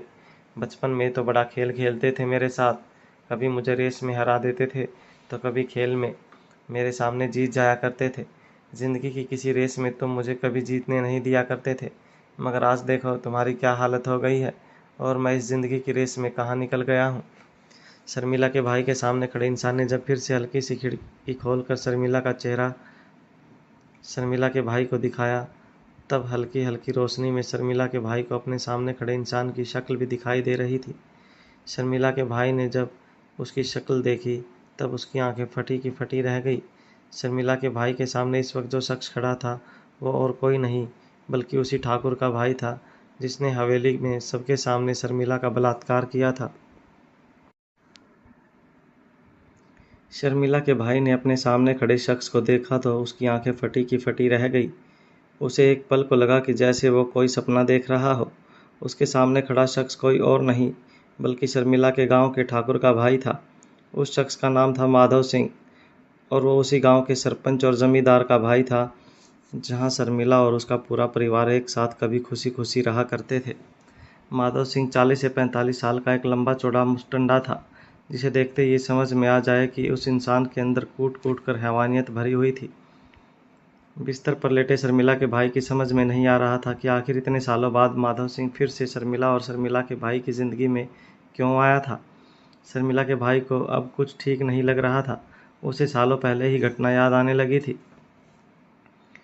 इस वक्त उसके सामने वो सारी घटना आ गई जो सालों पहले शर्मिला और उसके परिवार के साथ हुई थी। माधव सिंह का चेहरा देखते ही शर्मिला का भाई अपने शरीर की पूरी ताकत लगाकर अपनी जगह से खड़ा होने की कोशिश करने लगा। उस इंसान का चेहरा देखते ही शर्मिला के भाई के सिर पर खून सवार हो गया। उसके मन में इस वक्त सिर्फ एक ही ख्याल चल रहा था कि किसी तरह भगवान उसे इतनी शक्ति दे कि वो कुछ देर के लिए अपनी जगह से उठकर माधव सिंह को हमेशा हमेशा के लिए ख़त्म कर दे। माधव सिंह को देखते ही उसके अपनी बहन पर जुल्म हुए और अत्याचार की वो रात याद आती थी जिसे वो चाहकर भी अपनी ज़िंदगी से भुला नहीं सकता था, ना ही मिटा सकता था।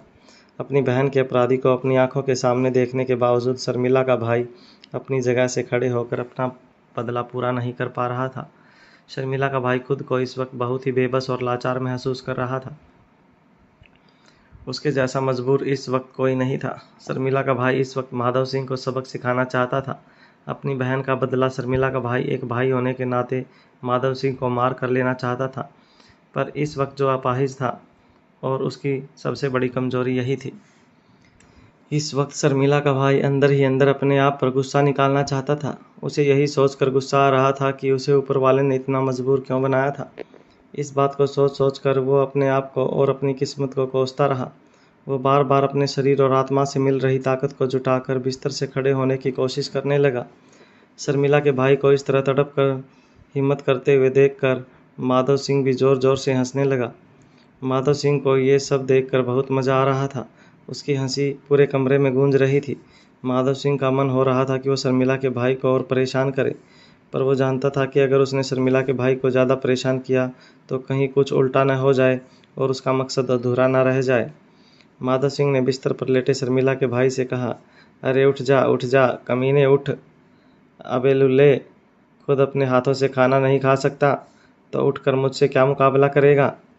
अबे तुझ जितना कमज़ोर भाई मैंने इस पूरी दुनिया में नहीं देखा है। अरे तू तो अच्छी तरह से जानता है कि एक तरह से मैं तेरा जीजा ही हूँ। इतना कहने के बाद माधव सिंह शर्मिला के भाई के करीब आया और उसकी आंखों में देखते हुए कहा, उस रात हवेली में सबके सामने मैंने तुम्हारी बहन के साथ सुहागरात मनाई थी। अरे तू तो तब भी कुछ नहीं कर पाया था, आज क्या कर लेगा। अपनी बहन से पूछना, वो तुझे अच्छे से बताएगी। माधव सिंह की बातें शर्मिला के भाई के दिल में तीर की तरह चुभ रही थी। वो अपने शरीर की पूरी ताकत लगाकर माधव सिंह से बदला लेने के लिए तड़प रहा था, मगर बार बार कोशिश करने के बावजूद इतने सालों से बिस्तर पर पड़ा शर्मिला का भाई 1 इंच भी नहीं हिल पा रहा था। इन सब के बावजूद उसके चेहरे से उसका दुख, उसकी यातना, उसके बदले की भावना साफ नजर आ रही थी। माधव सिंह उसकी ऐसी हालत देखकर जोर जोर से हंसने लगा। माधव सिंह ने खिड़की जरा सी खोलते हुए छत पर खड़ी शर्मिला की ओर देखकर कहा, वैसे काफ़ी बेवकूफ़ है तुम्हारी बहन, उस रात भी बेवकूफ़ अपनी माँ का हाथ बटाने के लिए हमारी हवेली में आ गई। अरे जब पता हो कि शेर जंगल में भूखा है तो घर की भेड़ बकरियों को खुला नहीं छोड़ा करते, मगर तुम्हारी बहन तो इतनी बेवकूफ़ है कि भेड़ बकरियों को जंगल की ओर भेज दिया। देखो अभी भी कितनी बेवकूफ़ है तुम्हारी बहन, गांव भर में अपने लुल्ले लंगड़े भाई को ढूंढ रही है, मगर वो ये भी नहीं जानती कि ज़माने से छुपने छुपाने के लिए उसने इतनी वीरान जगह पर आशियाना बनाया था। उस आशियाने के ठीक बगल में मैंने उसके भाई को छुपा कर रखा है। इतना कहने के बाद माधव सिंह ने अपनी बात आगे बढ़ाते हुए कहा, इस पूरे इलाके में कहीं कोई नज़र नहीं आता। लोग कहते कि यहाँ पर भूतों का वास है, तो बस इसी भूतिया हवेली से हमें रोज़ तुम्हारी खूबसूरत बहन को इस खिड़की से देखा करेंगे, मगर अफसोस तुम्हारी बेवकूफ़ बहन की नज़र कभी इस खिड़की पर नहीं पड़ेगी। अपने भाई को वापस पाने के लिए रो रही बिलख रही शर्मिला ने अब सपने में भी नहीं सोचा होगा कि जिस भाई को पूरी दुनिया में ढूंढ रही है वो भाई और कहीं नहीं बल्कि उसके बगल के मकान में अकेला और बेसहारा तड़प रहा है। माधव सिंह अपनी बात पूरी करने के बाद ज़ोर ज़ोर से हंसने लगा। अपने शरीर की पूरी ताकत लगा चुका शर्मिला का भाई बेबस और लाचार होकर माधव सिंह की सारी बातें सुन रहा था।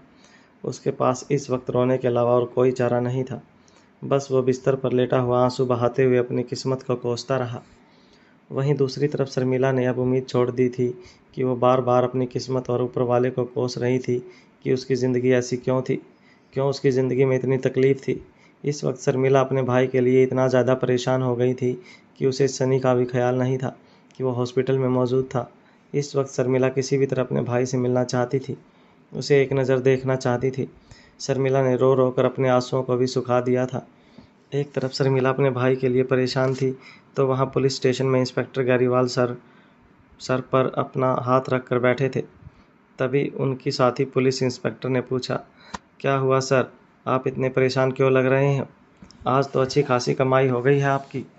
इंस्पेक्टर गैरीवाल ने एक लंबी सांस लेते हुए अपने सर से अपना हाथ हटाया और अपने साथी इंस्पेक्टर से कहा, अरे कमाई तो अच्छी हो गई, मगर मुसीबत बहुत बढ़ गई। ये बड़े लोगों की नौकरी करते करते सचमुच किसी दिन बिना रिटायरमेंट के ही बूढ़ा हो जाऊंगा। इंस्पेक्टर गैरीवाल की बात सुनकर उसके साथी इंस्पेक्टर ने इंस्पेक्टर गैरीवाल की ओर मुस्कुराते हुए देखा और पूछा, क्यों, क्या हुआ अब? क्या हमें एक और रेप केस को दबाने की मोटी कीमत मिलने वाली है? जैसे ही इंस्पेक्टर गैरीवाल ने अपने साथी इंस्पेक्टर की ये बात सुनी, उसने यहाँ वहाँ देखकर अपने साथी इंस्पेक्टर की ओर बड़ी बड़ी आंखों से देखा और उसे चुप रहने का इशारा किया। इंस्पेक्टर गैरीवाल ने अपनी साथी से कहा, अरे ये सब बातें ज़ोर ज़ोर से मत बोला करो, किसी दिन फसाद होगी तुम और बात वो नहीं है। इंस्पेक्टर गैरीवाल की बात सुनकर उनकी साथी इंस्पेक्टर हैरान हो गई। कुछ देर मन ही मन कुछ सोचने के बाद साथी इंस्पेक्टर ने इंस्पेक्टर गैरीवाल से पूछा, तब फिर क्या हुआ? आप इतनी टेंशन में क्यों लग रहे हो? इंस्पेक्टर गैरीवाल ने अपना एक हाथ टेबल पर मारते हुए कहा, अरे यार, सरकार हमें तनख्वाह देती है, फिर भी हम जो काम नहीं करते वो काम ये मिस्टर मारवा जैसे बड़े बड़े लोग हमें सौंप देते हैं। मेरे हाथों में एक बड़ा सा नोट का बंडल थमाते हुए मिस्टर मारवा ने मुझसे कहा कि मुझे उस लड़की के भाई के बारे में पता लगाना है। पता नहीं कौन अगवा करके ले गया है उस अपाहिज को। अब उसे ढूंढने का जिम्मा मारवा साहब ने मुझे दे दिया है। इतना कहने के बाद इंस्पेक्टर गैरीवाल ने झल्लाते हुए आगे कहा, अब बताओ, इतने बड़े मनाली में कहाँ उस अपाहिज को ढूंढता फिरूं? और ये भी क्या तय है कि वो अपाहिज अब तक नहीं मनाली में होगा? तुम तो अच्छी तरह से जानते हो कि इस तरह के लोगों को किडनैप करके उन्हें शहरों में ले जाकर उनसे भीख मंगवाई जाती है। अरे भाई, करोड़ों का बिजनेस है ये। अब मारवा साहब ठहरे बड़े आदमी, उन्हें अपने बिजनेस के अलावा और कोई बिजनेस के बारे में तो ख्याल ही नहीं आता। खुद का धंधा सेट हो गया है तो क्या बाकी लोग धंधा नहीं करें? अब बताओ, सबको मैं कहाँ ढूंढता फिरूं इस पूरी दुनिया में? इंस्पेक्टर की बात सुनकर उनकी साथी इंस्पेक्टर ने भी हाँ में अपना सर हिला दिया। उनके एक्सप्रेशन को देखकर ऐसा लग रहा था जैसे इंस्पेक्टर गैरीवाल की मजबूरी और उनकी परेशानी वो अच्छी तरह से समझ सकती थी। इंस्पेक्टर गैरीवाल ने एक लंबी सांस लेते हुए अपने साथी से कहा, एक काम करो, तुम ज़रा पता लगाने की कोशिश तो करो कि वो शर्मिला के घर से उसके भाई को किसने किडनैप किया है। जैसे ही इंस्पेक्टर गैरीवाल ने अपने साथी इंस्पेक्टर से ये बात कही, अपनी जगह से खड़े होते हुए साथी इंस्पेक्टर ने कहा, देखिए सर, आप इस तरह अपना हर काम मुझ पर मत सौंपा कीजिए। वैसे भी आप मुझे ऊपर की कमाई के कुछ खास हिस्सा नहीं देते, मगर जब भी आप पर कोई काम आता है तो आप वो काम सीधा मुझे सौंप देते हैं। ज़रा सोचिए, मैं अकेली जान कितना काम करूँगी। आप ही के कहने पर मैंने वो शराब की बोतल और सिगार के टुकड़े गायब किए थे। अपनी साथी इंस्पेक्टर की बात सुनते ही इंस्पेक्टर गैरीवाल ने कहा, हाँ, अच्छी तरह से जानता हूँ किस तरह गायब किए थे। मैंने तुमसे कहा ना कि एविडेंस ट्रे से वो सारे सबूत गायब कर दो, तो तुमने क्या किया? एविडेंस ट्रे से सबूत उठाकर कचरे के डिब्बे में फेंक दिए। कचरे के डिब्बे में शराब की बोतल देखकर सफाई वाला चौंक गया था। मुझसे आकर कहने लगा कि ऑन ड्यूटी कोई शराब पीता है, मुझे चौकन्ना रहना चाहिए। बड़ी मुश्किल से उसे कुछ पैसे देकर मैंने चुप करवाया। इतना कहने के बाद इंस्पेक्टर गैरीवाल ने अपनी साथी इंस्पेक्टर से कहा, अरे ज़रा सोचो, किसी और की नज़र में पड़ गया होता तो वो एविडेंस तो हमारी क्या हालत होती। अरे एविडेंस गायब करने का मतलब होता है कि एविडेंस को नष्ट कर दो, ना कि पुलिस स्टेशन के बाहर पड़े कचरे के डब्बे में डाल दो। इंस्पेक्टर गैरीवाल की बात खत्म होते ही साथी इंस्पेक्टर ने उनसे कहा, अरे आपको तो मेरे हर काम में कोई ना कोई नुक्स दिखाई देता है। ये नहीं कि कभी मुझसे शाबाशी दें कि मैंने अपना काम पूरा कर दिया। बस हर काम में कोई ना कोई गलती निकालते रहते हैं आप। इंस्पेक्टर गैरीवाल ने अपनी साथी की बात सुनते हुए हाथ के इशारे से कहा, हाँ बस बस एक काम करो, ज़रा पता तो लगाओ कि क्या लड़की के घर के आसपास किसी ने उसके भाई को अगवा होते हुए देखा है। ये रहा उसका एड्रेस। जब इंस्पेक्टर गैरीवाल ने अपनी साथी ऑफिसर को वो एड्रेस दिया तो कुछ देर तक साथी ऑफिसर एड्रेस को पढ़ती रही। उसके बाद अचानक ही उसे कुछ याद आया। उस लेडी इंस्पेक्टर ने इंस्पेक्टर गैरीवाल से कहा, अरे सर, ये इलाका तो भूतिया इलाका है, यहाँ पर कोई आता जाता नहीं है। कहते हैं कि यहाँ पर भूतों का वास है।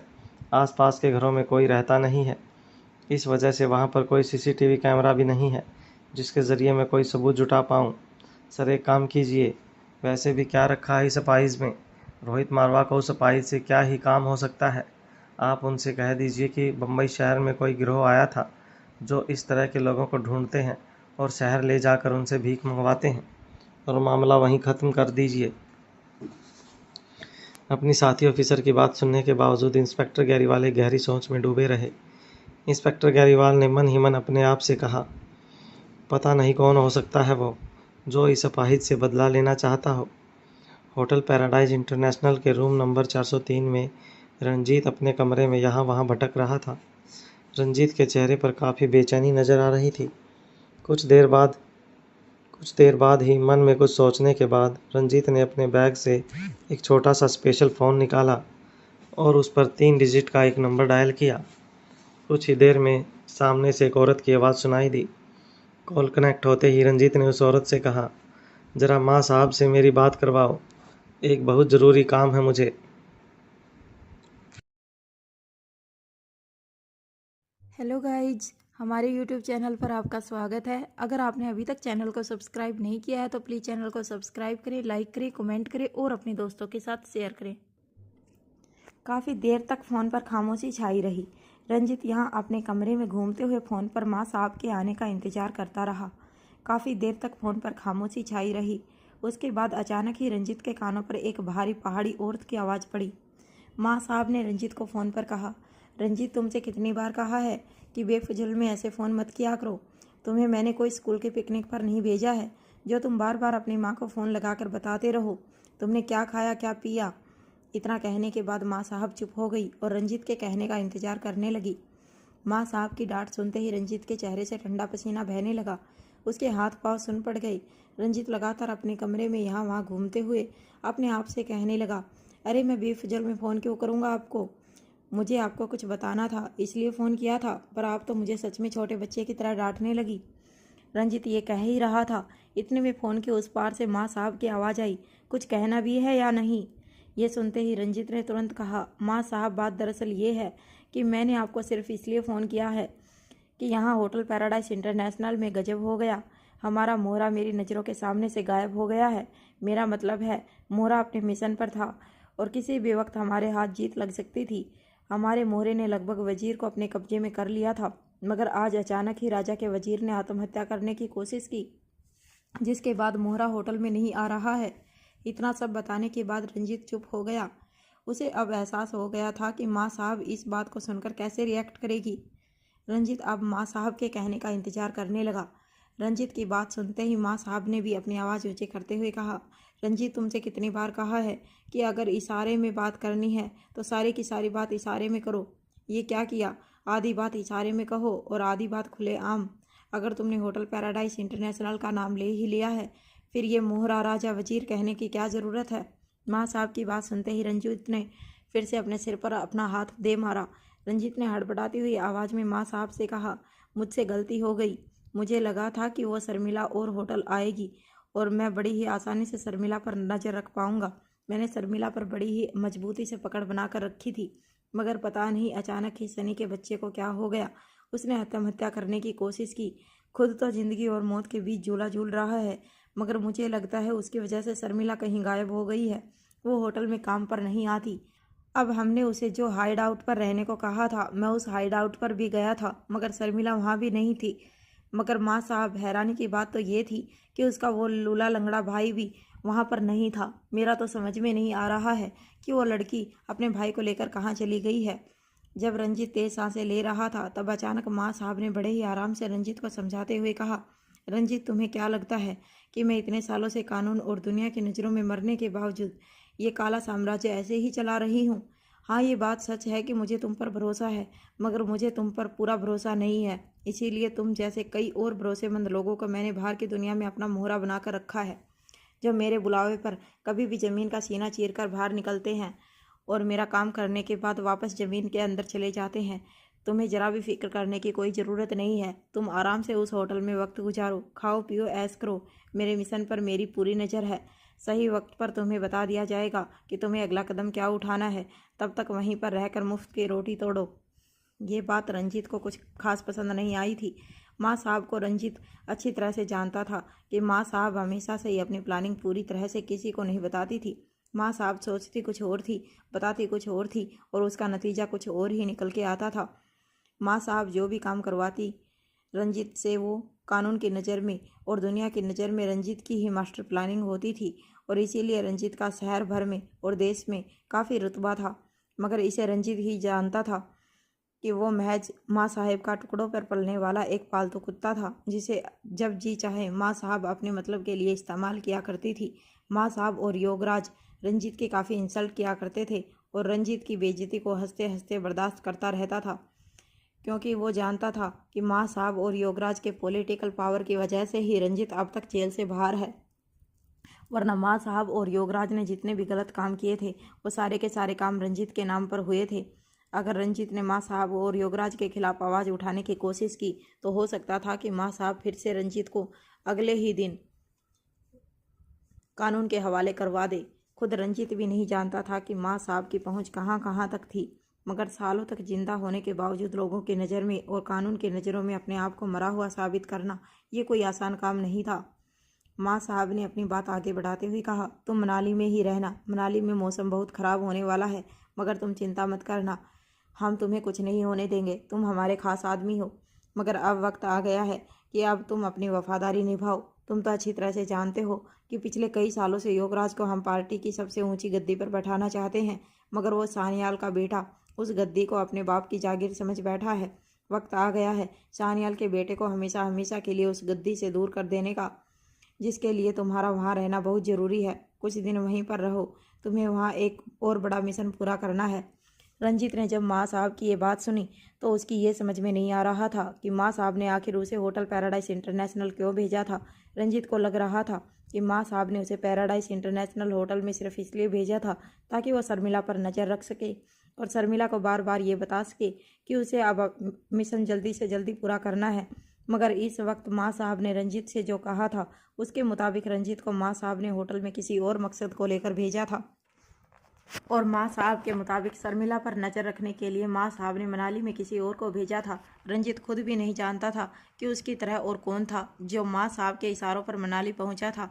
वहाँ होटल पैराडाइज इंटरनेशनल की प्रेसिडेंशियल स्यूट के टेरेस्ट गार्डन में बैठी अनिका जितनी भी बार अपनी माँ की रिकॉर्डिंग सुन रही थी, तब बार बार उसका यकीन पक्का होता जा रहा था कि ये आवाज़ अनिका ने पहले भी कभी सुनी थी, पर उसे समझ नहीं आ रहा था कि उसने ये आवाज़ कहाँ सुनी थी। अनिका इस बात को लेकर भी हैरान थी कि बार बार उसकी माँ अनिका को किस नज़दीक के खतरे से सावधान रहने के लिए कह रही थी। अनिका अच्छी तरह से जानती थी कि एक माँ अपने बच्चों की सेफ्टी के लिए क्या कुछ नहीं कर सकती थी।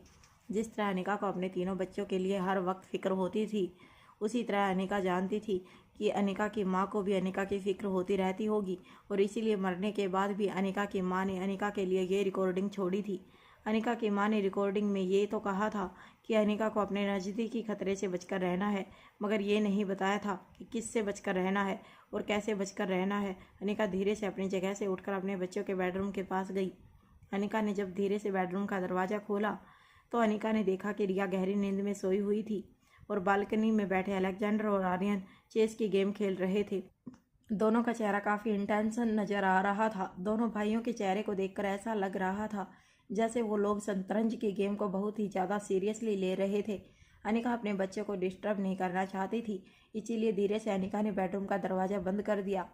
अनिका बार बार लिविंग रूम में यहाँ से वहाँ घूम घूम कर अपनी माँ की रिकॉर्डिंग बार बार सुनती रही, ताकि उसे रिकॉर्डिंग में अनिका को कोई ऐसी बात मिले जिसके जरिए वो अपने अतीत के साथ जुड़ सके। मगर उस जानी पहचानी आवाज़ के अलावा अनिका को ऐसी कोई बात याद नहीं आ रही थी जो उसे अपने अतीत के साथ जोड़ सके। उसे समझ नहीं आ रहा था कि वो क्या करे, वो किसकी मदद ले। कुछ देर बाद अनिका धीरे से अपने बेडरूम की ओर गई और बेडरूम का दरवाज़ा जब उसने खोलकर देखा तो अनिका ने देखा कि रोहित गहरी नींद में अपने बिस्तर पर सोया हुआ था। रोहित के चेहरे को देखकर अनिका को समझ नहीं आ रहा था कि वो रोहित को क्या समझे। रोहित एक जिम्मेदारियां निभाने वाला बाप, एक भाई, एक पति और एक बेटा था। वहीं रोहित की ज़िंदगी से कई ऐसी बातें जुड़ी थी जो इतनी आसानी से समझ नहीं आ सकती थी, खासकर अनिका के लिए जो याददाश्त खोने के बाद इस दुनिया के तौर तरीके सीखने में अभी काफ़ी नई थी। अनिका धीरे धीरे दुनिया को और दुनिया वालों को समझने की कोशिश कर रही थी, मगर अनिका को खुद भी जानती थी कि ये सब इतना आसान नहीं होने वाला था। अनिका की सिचुएशन इस वक्त ठीक उस छोटे बच्चे की तरह थी जो माँ बाप से बिछड़कर भीड़ में कहीं खो गया था। उसे ये तो पता था कि उसके पास खड़े लोग उसकी प्रजाति के इंसान थे, मगर उनमें से कोई चेहरा जाना पहचाना नहीं था, कोई ऐसा हाथ नहीं था जिसका भरोसा करके वो उसकी उंगली पकड़कर आगे चल सके। अगर कुछ था तो सिर्फ ये भरोसा कि आसपास खड़े लोग अपने थे और कभी ना कोई उस माँ पापा से बिछड़े बच्चे को अपने माँ बाप तक जरूर पहुँचा कर रहेगा। वैसे तो अनिका काफ़ी बेचैन हो रही थी ये जानने के लिए कि वो आवाज़ उसने रिकॉर्डिंग में सुनी थी, वो आवाज़ उसने कहाँ सुनी थी, मगर वो जानती थी कि उसके लिए उस आवाज़ की तह तक पहुँचना इतना आसान नहीं होने वाला था। जो औरत सालों पहले उस दुनिया से जा चुकी थी, उस औरत की आवाज़ अनिका को कुछ ही दिनों पहले सुनी हुई लग रही थी। लोग इतनी आसानी से अनिका की बातों पर यकीन नहीं करने वाले थे, मगर अनिका को यकीन था कि वो जो सोच रही थी वो बिल्कुल सही था। ये आवाज़ जो अनिका की माँ ने सालों पहले रिकॉर्ड की थी, वो आवाज़ ठीक उस आवाज़ के साथ मैच होती थी जो अनिका ने कुछ ही दिनों पहले ही सुनी थी। जिंदगी के काफ़ी बड़ी कसमकस में गुजरती हुई अनिका ने सोचा कि कुछ देर के लिए वो भी रोहित के बगल में लेटकर आराम कर ले, मगर अनिका जैसे ही बिस्तर पर बैठने गई, अनिका ने देखा कि रोहित के बगल में पड़ा रोहित का फ़ोन वाइब्रेट होने लगा। रोहित की नींद खुल ना जाए, इसलिए अनिका जल्दी से रोहित के पास गई और फ़ोन रोहित के सिरहाने से हटा लिया। अनिका अच्छी तरह से जानती थी कि रोहित अभी थका हारा वापस लौटा था। सनी के साथ जो कुछ भी हुआ था उसके बाद रोहित मेंटली भी काफ़ी डिस्टर्ब था और अनिका भी चाहती थी कि रोहित कुछ देर के लिए आराम कर ले।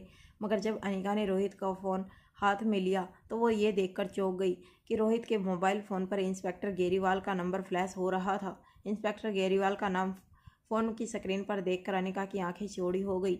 वो कभी रोहित को देखती तो कभी फ़ोन स्क्रीन की ओर। रोहित गहरी नींद में सोया हुआ था। फ़ोन बार बार बजकर डिस्कनेक्ट हो जाता था, मगर कुछ ही सेकंड बाद इंस्पेक्टर गेरीवाल फिर से रोहित को कॉल लगाकर रोहित से कांटेक्ट करने की कोशिश करता। ये सिलसिला बार बार लगातार चलता रहा। अनिका काफ़ी हैरानी से फ़ोन स्क्रीन की ओर नंबर को फ्लैश होते हुए देखती रही। फिर अचानक अनिका ने फ़ोन का रिसीवर बटन दबा दिया। अनिका ने पहले भी कई बार देखा था कि इंस्पेक्टर गेरीवाल रोहित को कॉल किया करता था, मगर अनिका के समझ में नहीं आ रहा था कि रोहित इंस्पेक्टर गेरीवाल जैसे आदमी के साथ फ़ोन पर क्या बात करता था। और अनिका ये भी अच्छी तरह से जानती थी कि इंस्पेक्टर गेरीवाल किस किस्म का करपट ऑफिसर था, मगर ऐसे करपट ऑफिसर का रोहित के साथ क्या तालमेल था, ये अनिका जानना चाहती थी। अनिका जो अब तक दुनिया को अच्छी तरह समझ नहीं पाई थी, उसके लिए लोगों को पहचानने का सीधा साधा हिसाब था। अगर कोई इंसान गलत इंसान का साथ देता है तो ज़रूर वह इंसान भी अपने साथी की तरह गलत होगा, और अगर कोई इंसान किसी सही इंसान का साथ देता है तो वह भी सही होगा। और जिस रोहित की उसके घर वाले और परिवार वाले इतनी तारीफ किया करते थे, वह किसी बेईमान इंसान का साथ देता है तो ज़रूर रोहित भी उन लोगों में से है जो लोगों को दिखाने के लिए कुछ और मुखौटा पहनते हैं और अंदर से कुछ और होते हैं। अनिका जानना चाहती थी कि अनिका के बच्चों के बाप किस तरह का इंसान था। अनिका अब तक इतना तो अच्छी तरह से जान चुकी थी कि इंस्पेक्टर गेरीवाल कुसुम के केस को दबाने की कोशिश कर रहा था, मगर कुसुम के इस केस के साथ रोहित का क्या ताल्लुकात था। अनिका भी जानना चाहती थी कि क्या रोहित भी सचमुच कुसुम के केस को दबाने के लिए इंस्पेक्टर गेरीवाल का साथ दे रहा था, या फिर बात पूरी उल्टी थी कि इंस्पेक्टर गेरीवाल रोहित का साथ दे रहा था कुसुम का केस दबाने के लिए। कुछ देर अपने मन ही मन कुछ सोचने के बाद अनिका ने जब रिसीवर बटन दबाया, अनिका ने जब फ़ोन को अपने कान पर लगाया तो इंस्पेक्टर गेरीवाल की आवाज़ अनिका के कानों पर पड़ी। इंस्पेक्टर गेरीवाल ने कहा, सर देखिए, आपका काम करना तो बहुत मुश्किल है। हो सकता है कि फ़ीस कुछ और भी ज़्यादा बढ़ जाए। मैं जानता हूँ कि हम कितनी भी फ़ीस मांग लें, आप जैसे बड़े बड़े लोगों के लिए हमारी फ़ीस काफ़ी मामूली रकम होती है।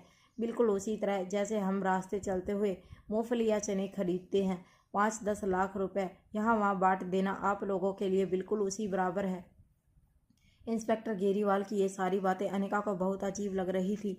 इंस्पेक्टर गेरीवाल ने खुद अभी अभी अपने मुंह से कबूल किया था कि वो रोहित से पैसे लेता था, मगर अनिका की समझ में नहीं आ रहा था कि रोहित किस बात के पैसे दे रहा था इंस्पेक्टर गेरीवाल को, और इंस्पेक्टर गेरीवाल रोहित के साथ इस तरह से बातें क्यों कर रहा था।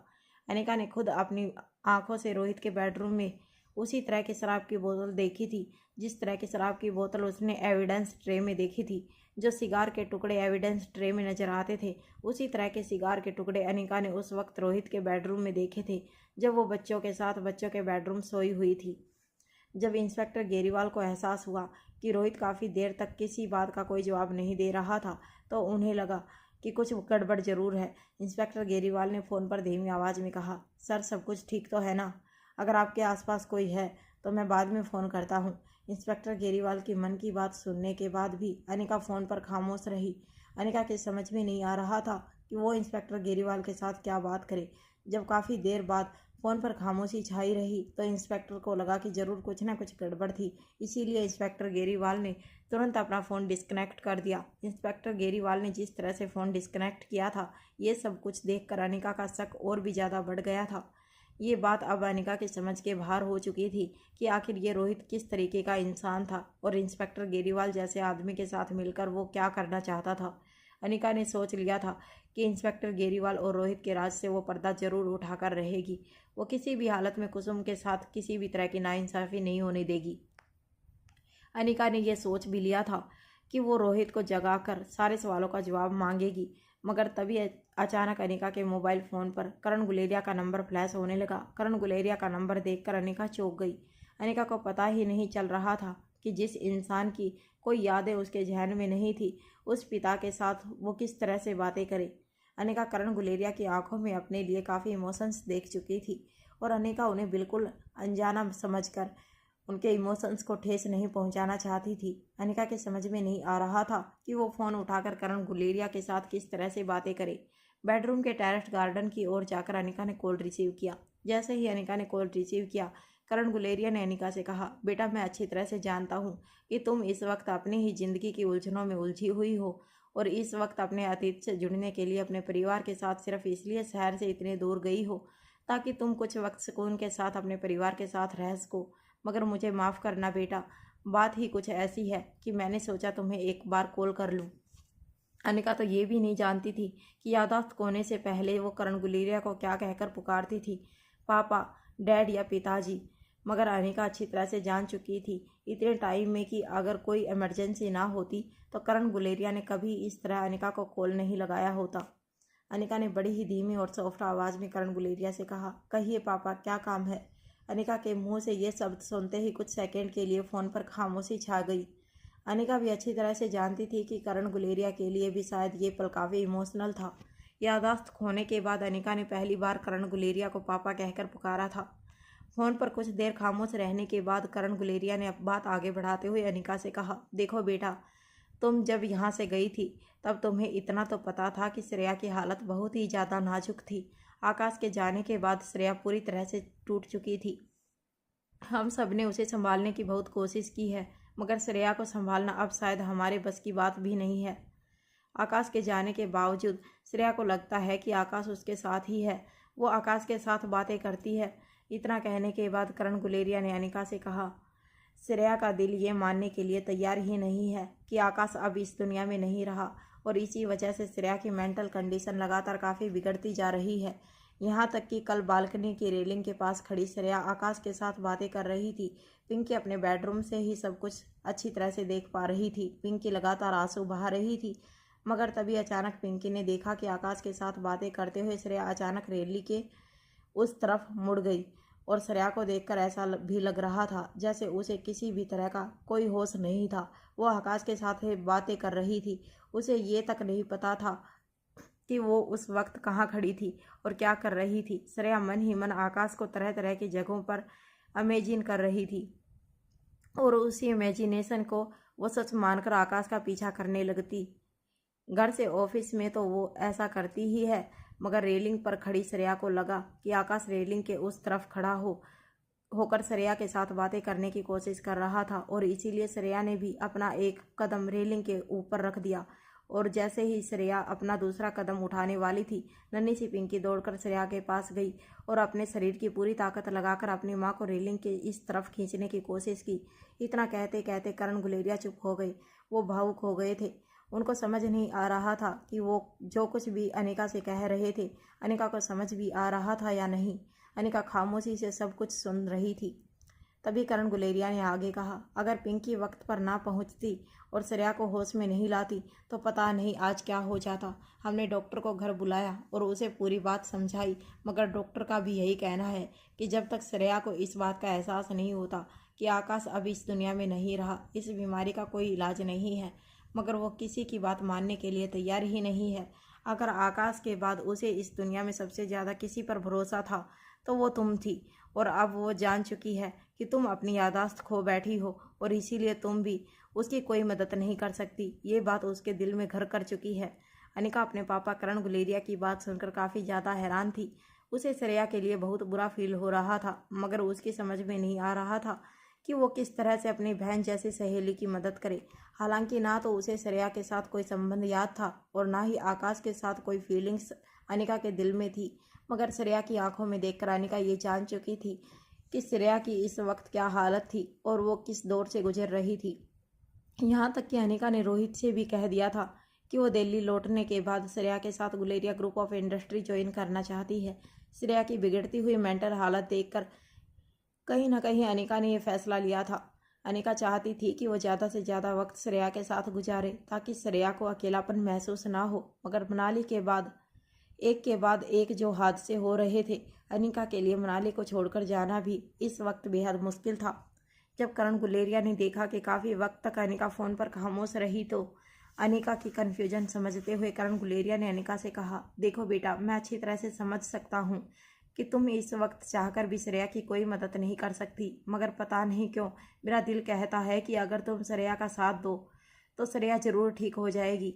जब आकाश श्रेया की ज़िंदगी से कुछ सालों के लिए चला गया था तब तुम ही श्रेया का सहारा बनी थी, और आज फिर एक बार जब आकाश हमेशा हमेशा के लिए श्रेया की ज़िंदगी से चला गया है तब श्रेया को तुम्हारी ज़रूरत है। इतना कहने के बाद करण गुलेरिया ने थोड़ी अटकती हुई आवाज़ में कहा, पता नहीं किस मुँह से तुमसे मदद मांगूं, बस मेरी एक प्रार्थना है तुमसे बेटा, जब भी तुम वापस आओ श्रेया को अपने साथ ज़्यादा से ज़्यादा रखने की कोशिश करना। यादाश्त खो चुकी अनिका भी काफ़ी गिल्ट महसूस कर रही थी कि वो इतनी मुश्किल घड़ी में अपनी बेस्ट फ्रेंड के साथ खड़ी नहीं थी, मगर अनिका भी काफ़ी मजबूर थी। मायूस और हताश करण गुलेरिया ने कुछ देर के बाद अनिका से कहा, ठीक है, यू टेक केयर। हमने अच्छे से अच्छे साइकोलॉजिस्ट की मदद से श्रेया की ट्रीटमेंट कराने की कोशिश की है। अब तक तो कोई ट्रीटमेंट श्रेया को यूँ नहीं समझा पाया है कि श्रेया जिसका दिन रात इंतज़ार कर रही है वो वापस लौटकर कभी नहीं आने वाला। ऐसे वक्त में अगर इस दुनिया में किसी डॉक्टर पर मुझे सबसे ज़्यादा भरोसा है तो वो डॉक्टर अमृता यानी कि तुम, मगर मुझे उम्मीद है कि बहुत जल्द तुम्हारे अंदर बसी डॉक्टर अमृता वापस आ जाएगी और फिर से पेशेंट के मुश्किल से मुश्किल केस को आसानी से सुलझा दिया करेगी। ये कहने के बाद जैसे ही करण गुलेरिया कॉल डिस्कनेक्ट करने लगे, तभी अचानक ही अनिका ने करण गुलेरिया से कहा, रुकिए पापा। अनिका की आवाज़ सुनते ही करण गुलेरिया ने कहा, हाँ अनिका, क्या तुम मुझसे कुछ कहना चाहती हो? अनिका कुछ सेकंड तक फ़ोन पर खामोश रही। अनिका सोच रही थी कि उसे जो बात करण गुलेरिया से कहनी थी वो कैसे कहे। कुछ देर बाद अपने मन ही मन कुछ सोचते हुए अनिका ने आखिरकार हिम्मत करके करण गुलेरिया को कहा, क्या आप किसी वकील को जानते हैं जो एक बेहद मुश्किल केस में मेरी मदद कर सके? अनिका की ये बात सुनकर करण गुलेरिया हैरान रह गई। करण गुलेरिया को समझ नहीं आ रहा था कि आखिर उनकी बेटी को किसी वकील की ज़रूरत क्यों पड़ी थी, और वो भी खास करके तब जब वो अपनी फैमिली के साथ वेकेशन मनाने गई थी। करण गुलेरिया ने हैरान होते हुए अनिका से पूछा, क्या हुआ बेटा, तुम्हें अचानक किसी वकील की क्या ज़रूरत पड़ी? तुम अगर किसी तरह की तकलीफ़ में हो तो मैं अभी वहाँ पर आ जाता हूँ। जैसे ही करण गुलेरिया ने ये बात कही, अनिका ने करण गुलेरिया को रोकते हुए कहा, नहीं नहीं पापा, इसकी कोई ज़रूरत नहीं है। अनिका जानती थी कि वो अपने पापा को सच सच कुछ नहीं बता सकती थी, क्योंकि सच तो वो खुद भी नहीं जानती थी कि अनिका इस वक्त रोहित के बारे में क्या फील कर रही थी। अनिका की सालों पहले मर चुकी माँ की आवाज़ अनिका के जहन में क्यों घूम रही थी, और कुसुम के केस से रिलेटेड कोई भी बात अनिका इस वक्त करण गुलेरिया के साथ शेयर करके उन्हें बिना किसी भी ठोस वजह के परेशान नहीं करना चाहती थी। जब अनिका को समझ में नहीं आ रहा था कि वो करण गुलेरिया के सामने क्या बहाना बनाए, तो सीधी सीधी बात करते हुए अनिका ने करण गुलेरिया से कहा, देखिए पापा, इस वक्त आप ये मत पूछिए कि मुझे वकील किस लिए चाहिए। बस इतना समझ लीजिए कि यहाँ कोई है जो गरीब है, बेसहारा है, जिसे एक वकील की सख्त ज़रूरत है। क्या आप मुझे कोई ऐसा वकील दे सकते हैं जो मेरी इस जंग को कॉन्फिडेंशली लड़ सके, बिना किसी से कहे, बिना किसी से जिक्र किए? ये सुनकर करण गुलेरिया बुरी तरह से चौंक गए। उनको पहले तो कुछ समझ नहीं आया, पर फिर वो मन ही मन कुछ सोचने लगे। कुछ देर तक मन ही मन कुछ सोचने के बाद करण गुलेरिया ने अनिका से कहा, ठीक है बेटा, मैं अभी एक वकील वहाँ पर भिजवाता हूँ, और तुम बिल्कुल फिक्र मत करना। तुम्हारा जो भी काम है वो बिल्कुल कॉन्फिडेंशियल रखेगा, यहाँ तक कि वो मुझे भी नहीं बताएगा। जब तक कि तुम नहीं चाहोगी तब तक मैं भी ये जानने की कोशिश नहीं करूँगा कि तुम्हें एक वकील की अचानक क्यों ज़रूरत पड़ी, क्योंकि मुझे आज भी तुम पर उतना ही भरोसा है जितना पहले था। जैसे जैसे करण गुलेरिया अनिका के बारे में बातें करते जा रहे थे, अनिका को खुद पर गिल्ट महसूस हो रहा था। अनिका ये अच्छी तरह से जानती थी कि लोगों का अनिका पर बहुत भरोसा था। हर कोई अनिका पर आंख बंद करके भरोसा करता था, चाहे वो करण गुलेरिया हो या श्रेया। मगर अनिका अंदर ही अंदर ये बात खोई जा रही थी कि अनिका उन लोगों की मदद करना चाहते हुए भी उन लोगों की कोई मदद नहीं कर पा रही थी। अनिका वो पुराने वाली अनिका नहीं रही थी। वो डॉक्टर अमृता नहीं रही थी जो चुटकी बजाकर पेशेंट को मौत के मुंह से बाहर निकाल खींचती थी। डॉक्टर अमृता किसी जादूगर से कम नहीं थी। वो हर बीमारी को आसानी से दूर कर देती थी।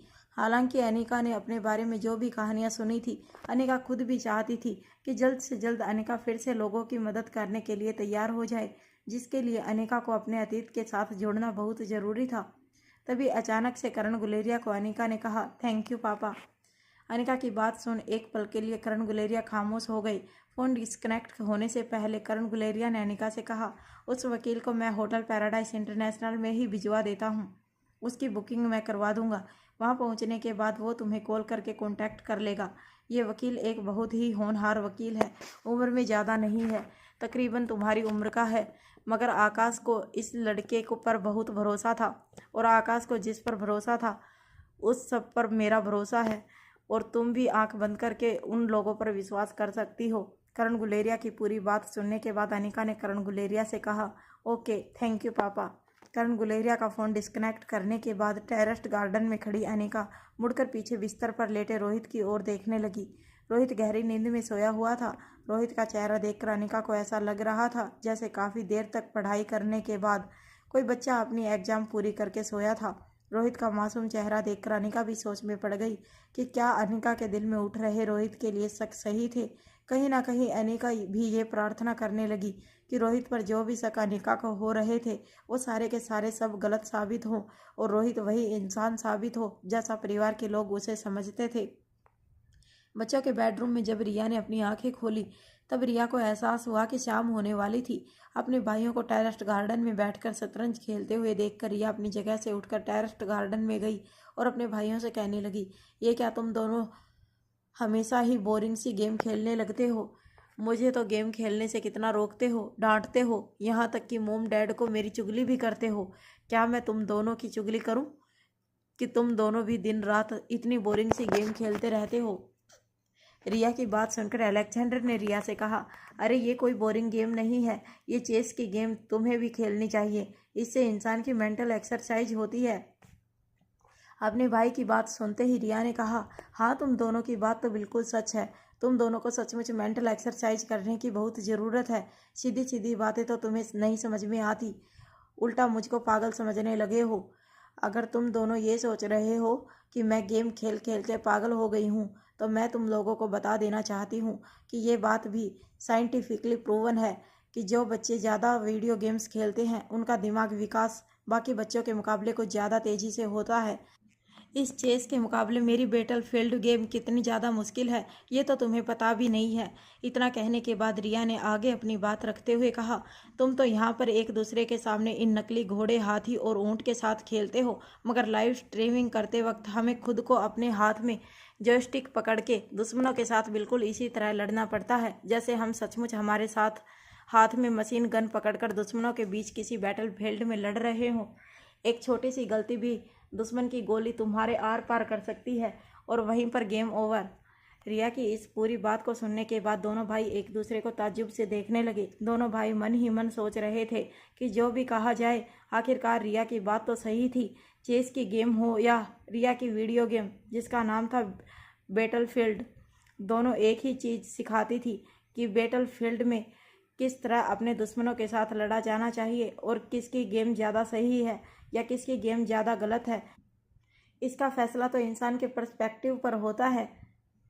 आर्यन और अलेक्जेंडर दोनों के लिए शतरंज ही एक सबसे अच्छी गेम थी। आर्यन और अलेक्जेंडर के चेहरों पर खामोशी देखकर रिया समझ गई थी कि उसके दोनों भाई रिया की बातों से कन्विंस नहीं थे, मगर अपनी बहन से दोनों इतना प्यार करते थे कि दोनों अपनी बहन के सामने किसी तरह की आर्गुमेंट भी नहीं करना चाहते थे।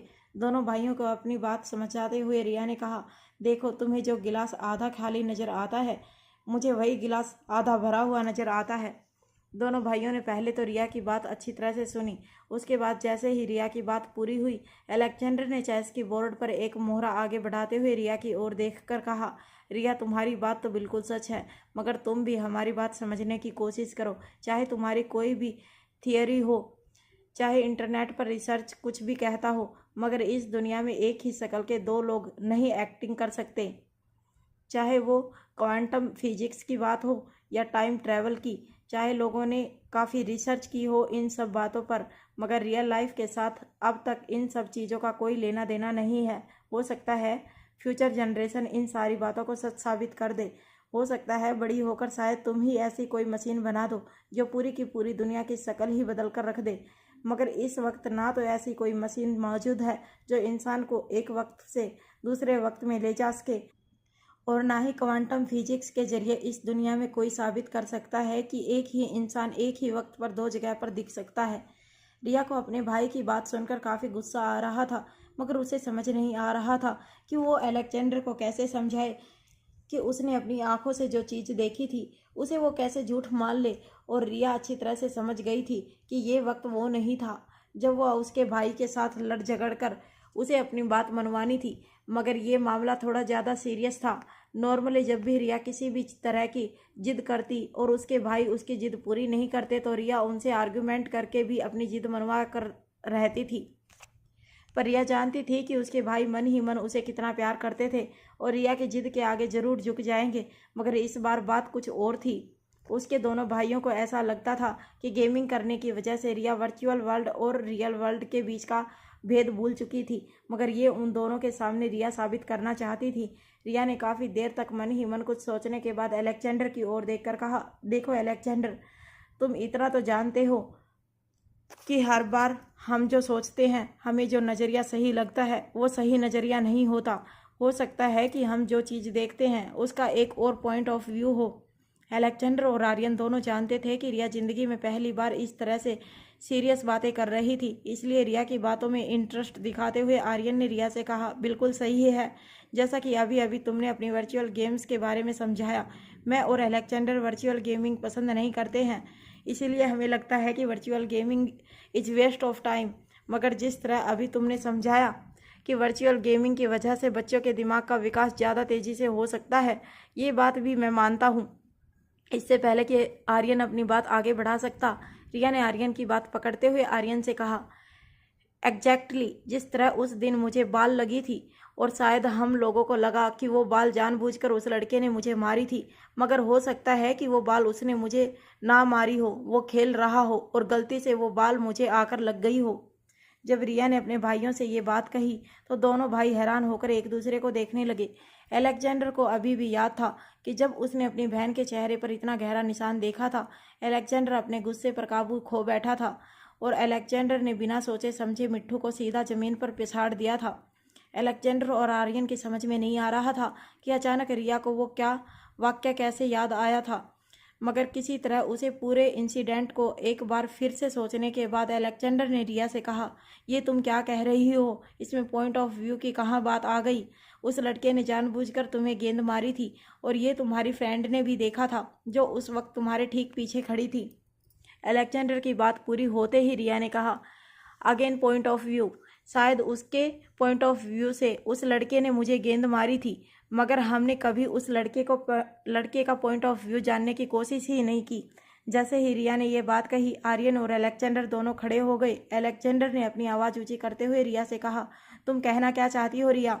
रिया ने अपने दोनों भाइयों के पास जाते हुए कहा, मैं बस इतना कहना चाहती हूँ कि मुझे यकीन है कि मैंने उस पुराने गुलेरिया हाउस की छत पर मम्मा को देखा था, और मैं ये दावा भी नहीं करती कि मैंने जिसे देखा था वो मम्मा ही थी। ना ही मैं ये बात भी सिक्योरिटी से कह सकती हूँ कि मैंने जिसे देखा था वो नानी माँ थी, मगर मैंने मम्मा का चेहरा वहाँ पर देखा था। ये बात सच है और मैं किसी तरह ये बात दुनिया के सामने लाना चाहती हूँ। क्या तुम दोनों ये काम करने में मेरी मदद करोगे? रिया की यह बात सुनकर उसके दोनों भाई हैरान होकर एक दूसरे को देखने लगे। अपनी छोटी बहन की बात सुनकर दोनों भाई हैरान हो गए। उनके समझ में नहीं आ रहा था कि रिया उनसे क्या चाहती थी। हैरान आर्यन ने रिया की ओर देखकर पूछा, तुम कहना क्या चाहती हो रिया? हम तुम्हारी इस काम में कैसे मदद कर सकते हैं? हमने तो उस दिन कुछ नहीं देखा था। इतना कहने के बाद आर्यन रिया की ओर देखने लगा। आर्यन की बात सुनने के बाद अलेक्जेंडर ने हाँ में सिर हिलाया। अलेक्जेंडर को देखकर लग रहा था कि वो भी वही बात कहना चाहता था जो आर्यन ने कही थी। वहीं आर्यन की बात सुनने के बाद रिया ने दोनों भाइयों की ओर देखते हुए कहा, उस दिन तुम दोनों ने भले ही कुछ ना देखा हो, मगर अब तो देख सकते हो। ये कहने के साथ ही रिया एक उम्मीद भरी नज़रों से दोनों भाइयों को देखने लगी। अलेक्जेंडर और आर्यन दोनों के चेहरे पर हैरानी थी। उन्हें समझ नहीं आ रहा था कि वो क्या करें और क्या नहीं। आर्यन और अलेक्जेंडर के लिए रिया की बातें काफ़ी ज़्यादा कन्फ्यूजिंग होने लगी थी। उनको समझ ही नहीं आ रहा था कि वो अपनी बहन को कहें तो कहें क्या। आर्यन और अलेक्जेंडर दोनों ही जिस शतरंज के बोर्ड के पास खड़े थे, वहां से उठकर रिया के पास आकर खड़े हो गए। दोनों बड़े ही ध्यान से अपनी बहन की बातें सुन रहे थे। अपनी बात आगे बढ़ाते हुए रिया ने अपने दोनों भाइयों की ओर देखकर कहा, देखो हम पॉइंट ऑफ व्यू की बात कर रहे हैं।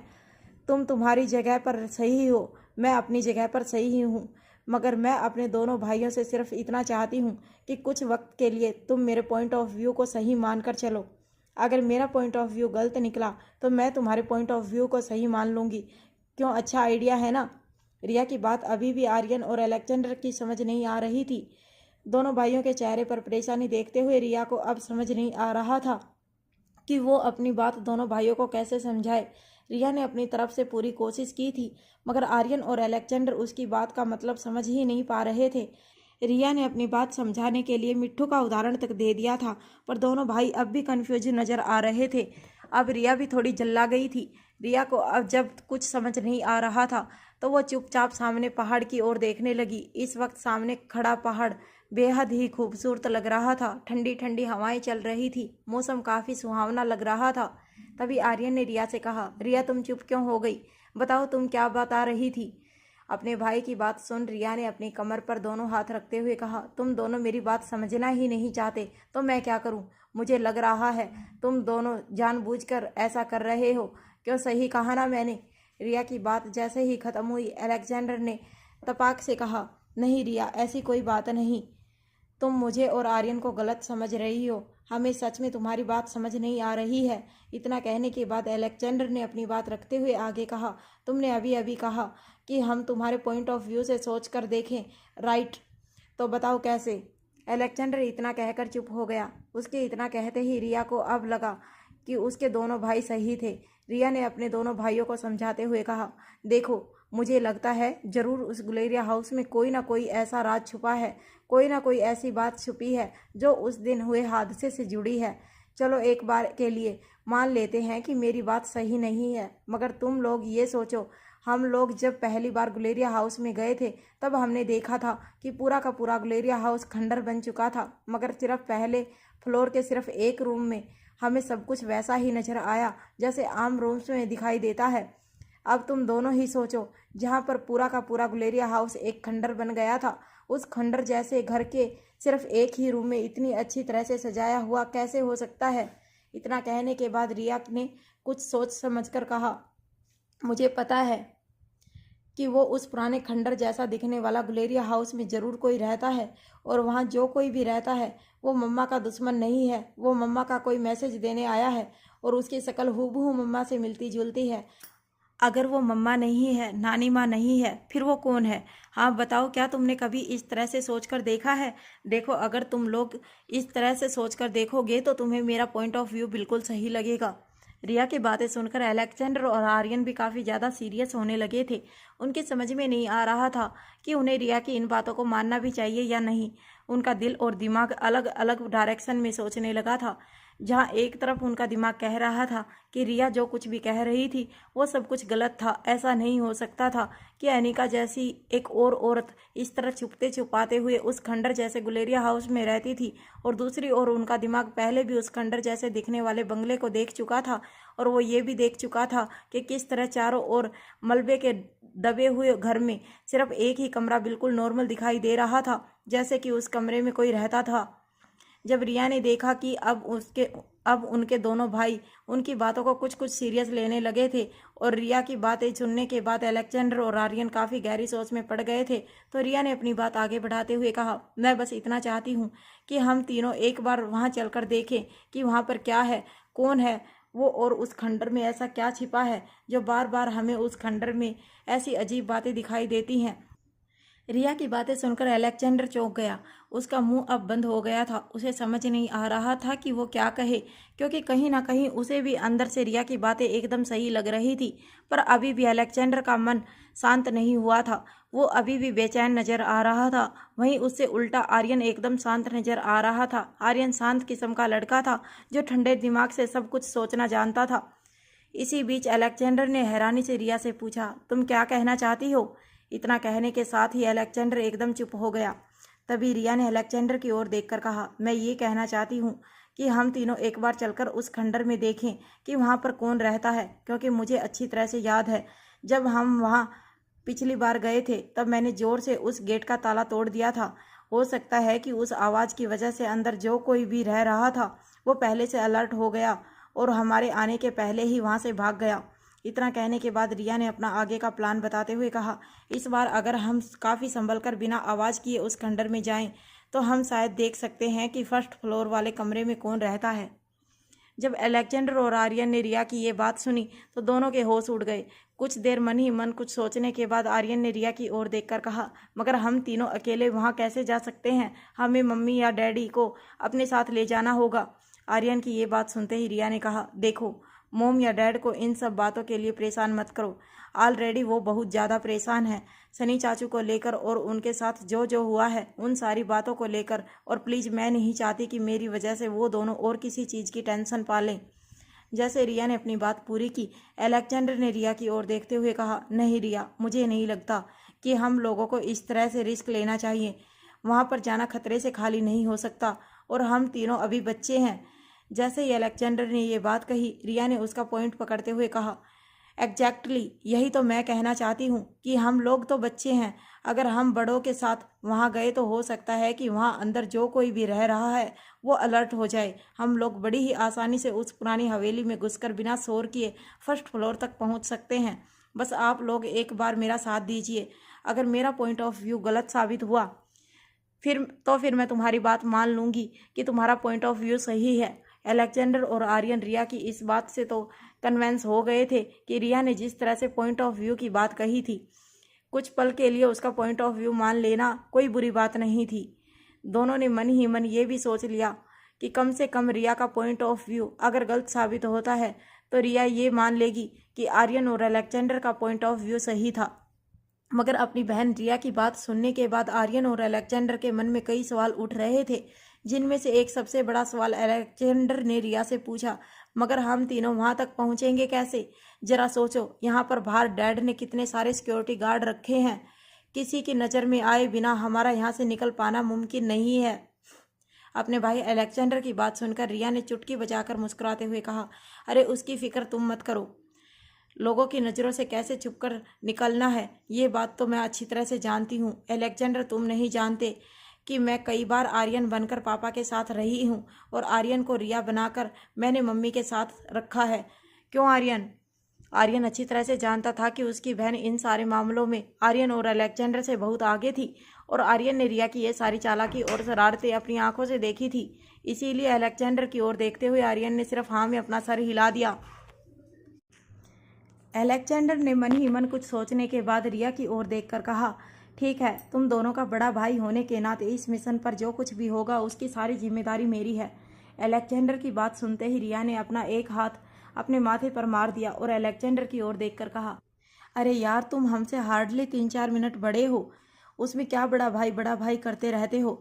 रिया की बात सुनते ही अलेक्जेंडर ने अपनी आवाज़ ऊंची करते हुए रिया से कहा, देखो, बात चाहे मिनट की हो, सेकंड की हो, दिन की हो या कुछ साल की, मैं तुम दोनों का बड़ा भाई हूँ और उस नाते मेरा फ़र्ज बनता है कि मैं तुम दोनों की सेफ्टी और सिक्योरिटी इंश्योर करूँ। अब अगर मिशन पर जाना है तो तुम दोनों के मेरे ऑर्डर्स मानने होंगे। रिया तो सिर्फ इतनी सी बात से खुश थी कि उसके दोनों भाई उसके मिशन के लिए राजी हो गए थे। रिया के चेहरे पर काफ़ी वक्त बाद बड़ी सी मुस्कान लौट आई थी।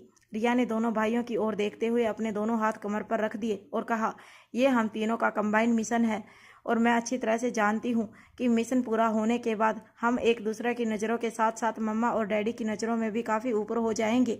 बहुत जल्द हमें पता चल जाएगा कि उस पुरानी हवेली में कौन छिपा बैठा है, कौन है वो जो मम्मा जैसी दिखती है, वो मम्मा की दोस्त है या दुश्मन। इन सारी बातों का राज हम जरूर खोल कर रहेंगे। रिया की बातें सुनने के बाद आर्यन और अलेक्जेंडर के चेहरे पर डर, एक्साइटमेंट और कन्फ्यूजन एक साथ नज़र आ रहे थे। वो नहीं जानते थे कि उनकी बहन क्या करना चाहती थी, मगर वो इतना ज़रूर जानते थे कि इस मिशन पर उन्हें अपनी बहन के साथ खड़े होना था। मनाली शहर में एक इलाके में अचानक एक अंधेरे कमरे की खिड़की खुली और उस खिड़की से दूर एक घर के बरामदे में बैठी मायूस शर्मिला को कोई एक दूरबीन से देख रहा था। जो आदमी शर्मिला को दूरबीन से देख रहा था वो माधव सिंह था। शर्मिला को इस तरह मायूस देखकर दूरबीन से देख रहे माधव सिंह के चेहरे पर मुस्कान आ गई। माधव सिंह ने दूसरे हाथ में फ़ोन पकड़ रखा था। अपने होठों के बीच दबाई हुई सिगरेट का कस लेते हुए माधव सिंह ने फ़ोन पर कहा, मेरे ख्याल से ये सही वक्त है। लड़की बुरी तरह से टूट चुकी है। इस वक्त आप उससे जो भी काम करवाना चाहोगे वो ज़रूर मान लेगी।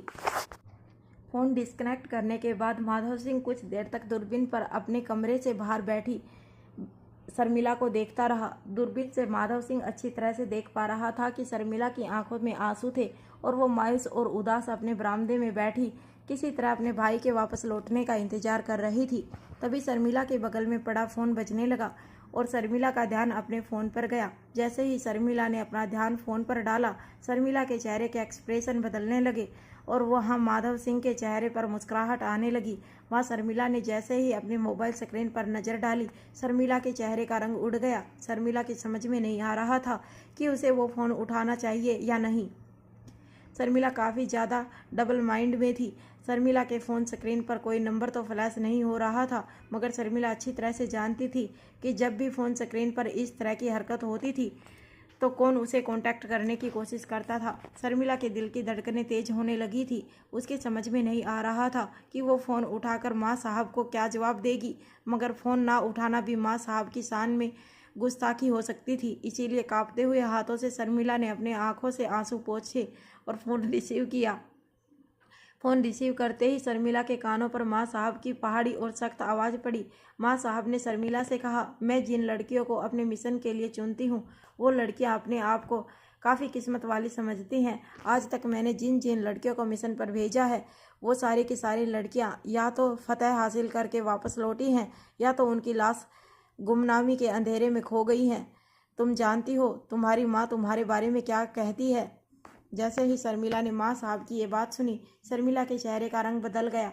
शर्मिला ने कई सालों से अपनी माँ से बात तो नहीं की थी, मगर कम से कम शर्मिला यही जानना चाहती थी कि उसकी माँ उसके बारे में क्या बात कर रही थी। शर्मिला ये जानकर भी खुश हो रही थी कि शर्मिला की माँ उसे याद करती थी। माँ साहब ने अपनी बात आगे बढ़ाते हुए कहा, तुम्हारी माँ हमेशा कहा करती है कि मेरी बेटी लाखों में एक है और पढ़ाई लिखाई में काफ़ी तेज है। पूरे गांव में सबसे तेज लड़की थी मेरी बेटी। अगर हम लोग किस्मत के मारे नहीं होते और कमज़ोर नहीं होते तो ज़रूर मेरी बेटी दुनिया में कुछ ना कुछ काम करके दिखाती, डॉक्टर, कलेक्टर या इंजीनियर बनकर दिखाती। जैसे ही शर्मिला ने माँ साहब की ये बात सुनी, शर्मिला फूट फूट कर रोने लगी। शर्मिला के कानों पर माँ साहब की आवाज़ पड़ती रही। माँ साहब ने अपनी बात आगे बढ़ाते हुए शर्मिला से कहा, जब भी तुम्हारी माँ तुम्हारे बारे में ऐसी सारी बातें करती है, उसकी सारी साथी औरतें भी यही दुआ करती हैं कि तुम जहाँ कहीं भी हो अपनी माँ का नाम रोशन करो। तुम जो काम करो उसमें तुम्हारी माँ का नाम रोशन हो। फिर मेरी ज़िंदगी का सबसे अहम मिशन आया। इस मिशन के लिए मैं अपने गिरोह की सबसे तेज़ लड़की को चुनना चाहती थी, क्योंकि इस मिशन से ना सिर्फ मेरी बल्कि हमारे पूरे के पूरे गिरोह की और पूरे के पूरे समाज की नींव जुड़ी हुई है। अगर ये मिशन कामयाब हो गया तो इस दुनिया के सैकड़ों लोगों के सर से कमजोरी का ठप्पा हमेशा हमेशा के लिए मिट जाएगा। हमारे साथ जो कुछ भी हुआ, तुम्हारी माँ के साथ जो कुछ भी हुआ, वो दोबारा कभी किसी औरत के साथ नहीं होगा। इतना कहने के बाद माँ साहब ने शर्मिला से कहा, मगर इसके लिए बेहद ज़रूरी था कि तुम्हारा मिशन को कामयाब करना, क्योंकि हमारे पूरे समाज से जुड़े हुए सबसे इम्पोर्टेंट मिशन पर जाने के लिए मैंने तुम्हें चुना। मैं चाहती तो किसी और गिरोह की लड़की या औरत को चुन सकती थी। तुम्हारी माँ के कहने पर मैंने तुम्हें बाहरी दुनिया में काम करने का मौका दिया। तुम्हारी माँ ने हमारी शरणागति लेने के बाद मुझसे यह मिन्नतें की कि मैं तुम्हें हमेशा हमेशा के लिए घूंघट की आड़ में छिपाकर अपनी ज़िंदगी, अपने अधिकार और अपने सपनों से दूर ना रखूं। मैंने तुम्हारी माँ की बात मान ली। मुझे भी तुम्हारे अंदर एक चिंगारी दिखी थी। तुम बाकी लड़कियों से काफ़ी अलग थी और इसीलिए मैंने तुम्हें बाहर रहने का मौका दिया। अंधेरी दुनिया से दूर सूरज के उजालों का सामना करने की मैंने तुम्हें ना सिर्फ हिम्मत दी, मगर हर कदम पर तुम्हारी मदद की। तुम्हें पैसे दिए, तुम्हें हौसला दिया, और ये मत भूलो, आज तुम जो कुछ भी हो वो उसी हौसले और पैसों की वजह से हो। लगातार आंसू बहा रही शर्मिला जैसे जैसे माँ साहब की बातें सुनने लगी, उसके चेहरे का रंग बदलता गया। शर्मिला को इस वक्त जितनी अपने भाई की फिक्र थी, उस फिक्र की वजह से शर्मिला कहीं ना कहीं अपने मिशन को भूल चुकी थी। शर्मिला जब अपनी माँ को दमयंती देवी के गिरोह के साथ उस काली हवेली में छोड़कर अपने भाई के इलाज के लिए बाहरी दुनिया की ओर अपने कदम बढ़ाने निकली थी, तब मन ही मन कहीं ना कहीं शर्मिला ने भी कसम खाई थी कि वो अपने जैसे बाकी पीड़ित औरतों की ज़िंदगी के लिए ज़रूर एक दिन कुछ ना कुछ करके दिखाएगी। जब माँ साहब ने शर्मिला को जादुई जड़ी बूटी हासिल करने के मिशन के लिए चुना, तब शर्मिला को अपने आप पर गर्व महसूस होने लगा। शर्मिला ये सोचकर खुश हो उठी कि वो अपने समाज की औरतों के लिए ज़रूर कुछ कर दिखाएगी। शर्मिला ने मन ही मन ठान लिया था कि जादुई जड़ी बूटी को हासिल करने के बाद वो ज़रूर एक दिन पूरे सम्मान से कमज़ोर औरतों के उत्पीड़न को हमेशा हमेशा के लिए ख़त्म कर देगी। जिस तरह गिरोह के बाकी औरतें माँ साहब को अपना भगवान मानती थी, उसी तरह कहीं ना कहीं शर्मिला भी माँ साहब को बहुत रिस्पेक्ट करती थी और मिशन के लिए वो अपनी जान भी दे सकती थी। मगर जब सवाल शर्मिला के भाई का आया, तब शर्मिला के हौसले पस्त हो गए। शर्मिला जब मन ही मन ये सब कुछ सोच रही थी, तब माँ साहब ने फ़ोन पर अपनी आवाज़ ऊंची करते हुए शर्मिला से कहा, वो V16 पावर ड्रग ना सिर्फ कमज़ोर औरतों की ज़िंदगियों को हमेशा हमेशा के लिए बदल कर रख देगी, मगर ज़रा सोचो, V16 पावर ड्रग अगर मेरे हाथ में लग गया तो कुछ ही दिनों में तुम्हारा भाई भी तुम्हारी नज़रों के सामने तुम्हें दौड़ता हुआ नजर आएगा। क्या तुम नहीं चाहती कि तुम्हारे साथ जो कुछ भी हुआ, तुम्हारी माँ के साथ जो कुछ भी हुआ, एक एक करके उन सारी बातों को तुम बदला लो, उन जालिमों से जिन्होंने तुम्हारे साथ और तुम्हारी माँ के साथ ये किया है, और एक एक करके उन सारे ताकतवर लोगों के साथ बदला लो जिन्होंने तुम जैसी कई लड़कियों और औरतों की ज़िंदगी बर्बाद करके रख दी और कर रहे हैं और आगे भी करते रहेंगे। इतना कहने के बाद माँ साहब ने अपनी बात समझाते हुए शर्मिला से कहा, अगर उन्हें रोका नहीं गया तो तुम अच्छी तरह से जानती हो कि फिर मासूम लड़कियों के साथ क्या होगा, और तुम ये भी अच्छी तरह से जानती हो कि ऐसे दरिंदों को रोकने का सिर्फ एक ही तरीका है, उनकी ताकत से उनकी ताकत इतनी बढ़ा दो कि उनकी ताकत हमारी ताकत के सामने छोटी और कमज़ोर लगने लगे। माँ साहब की बातें शर्मिला की रगों में जुनून बनकर बह रही थी। जब शर्मिला माँ साहब की हवेली से निकली थी तब उसने प्रण लिया था कि वो कमज़ोर औरतों की भलाई के लिए ज़रूर एक दिन कुछ ना कुछ कर गुजरेगी, और आज V16 पावर ड्रग के बेहद करीब पहुंचने के बाद उसने सपना पूरा होता हुआ नजर आ रहा था। मगर अचानक बाजी पूरी तरह से पलट गई। शर्मिला जानती थी कि उसने कितनी मेहनत की थी अपने इस मिशन को पूरा करने के लिए, पर एक भूल के कारण उसका ये मिशन अब बदल चुका था। शर्मिला कहीं ना कहीं अंदर से भी ये जानती थी कि उसके कारण ही सनी की ऐसी हालत हुई थी कि वो आज हॉस्पिटल में भर्ती था और ज़िंदगी और मौत से जंग लड़ रहा था। शर्मिला को इस बात का बहुत अफसोस था, पर वो चाहकर भी कुछ नहीं कर सकती थी। शर्मिला का मन अब थोड़ा थोड़ा भारी होने लगा था। उसने जब देखा था कि माँ साहब उसे कॉल कर रही हैं तो शर्मिला को लगा था कि आज उसे माँ साहब की बहुत जोरों की डांट पड़ेगी, पर शर्मिला के साथ अभी उल्टा हो रहा था। माँ साहब शर्मिला को अलग तरह से समझा रही थी। माँ साहब को ये बात अच्छे से पता थी कि उन्हें शर्मिला को किस तरह से समझाना था।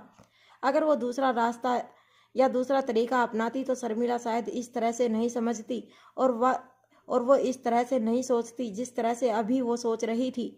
शर्मिला अब अपने मन में यही सोच रही थी कि वो पहले करे तो क्या करे, अपनी माँ की बात को सच साबित करे या फिर पहले अपने भाई को ढूंढने की फिर से कोशिश करे। माँ साहब ने अपनी बात आगे बढ़ाते हुए फ़ोन पर शर्मिला से कहा, मैंने तुमसे कहा था जब भी तुम मिशन पर रहो तुम अपने शरीर को सिर्फ एक हथियार समझो, और बड़ी बड़ी जंग जीतने के लिए हथियारों का इस्तेमाल करना बहुत ज़रूरी हो जाता है।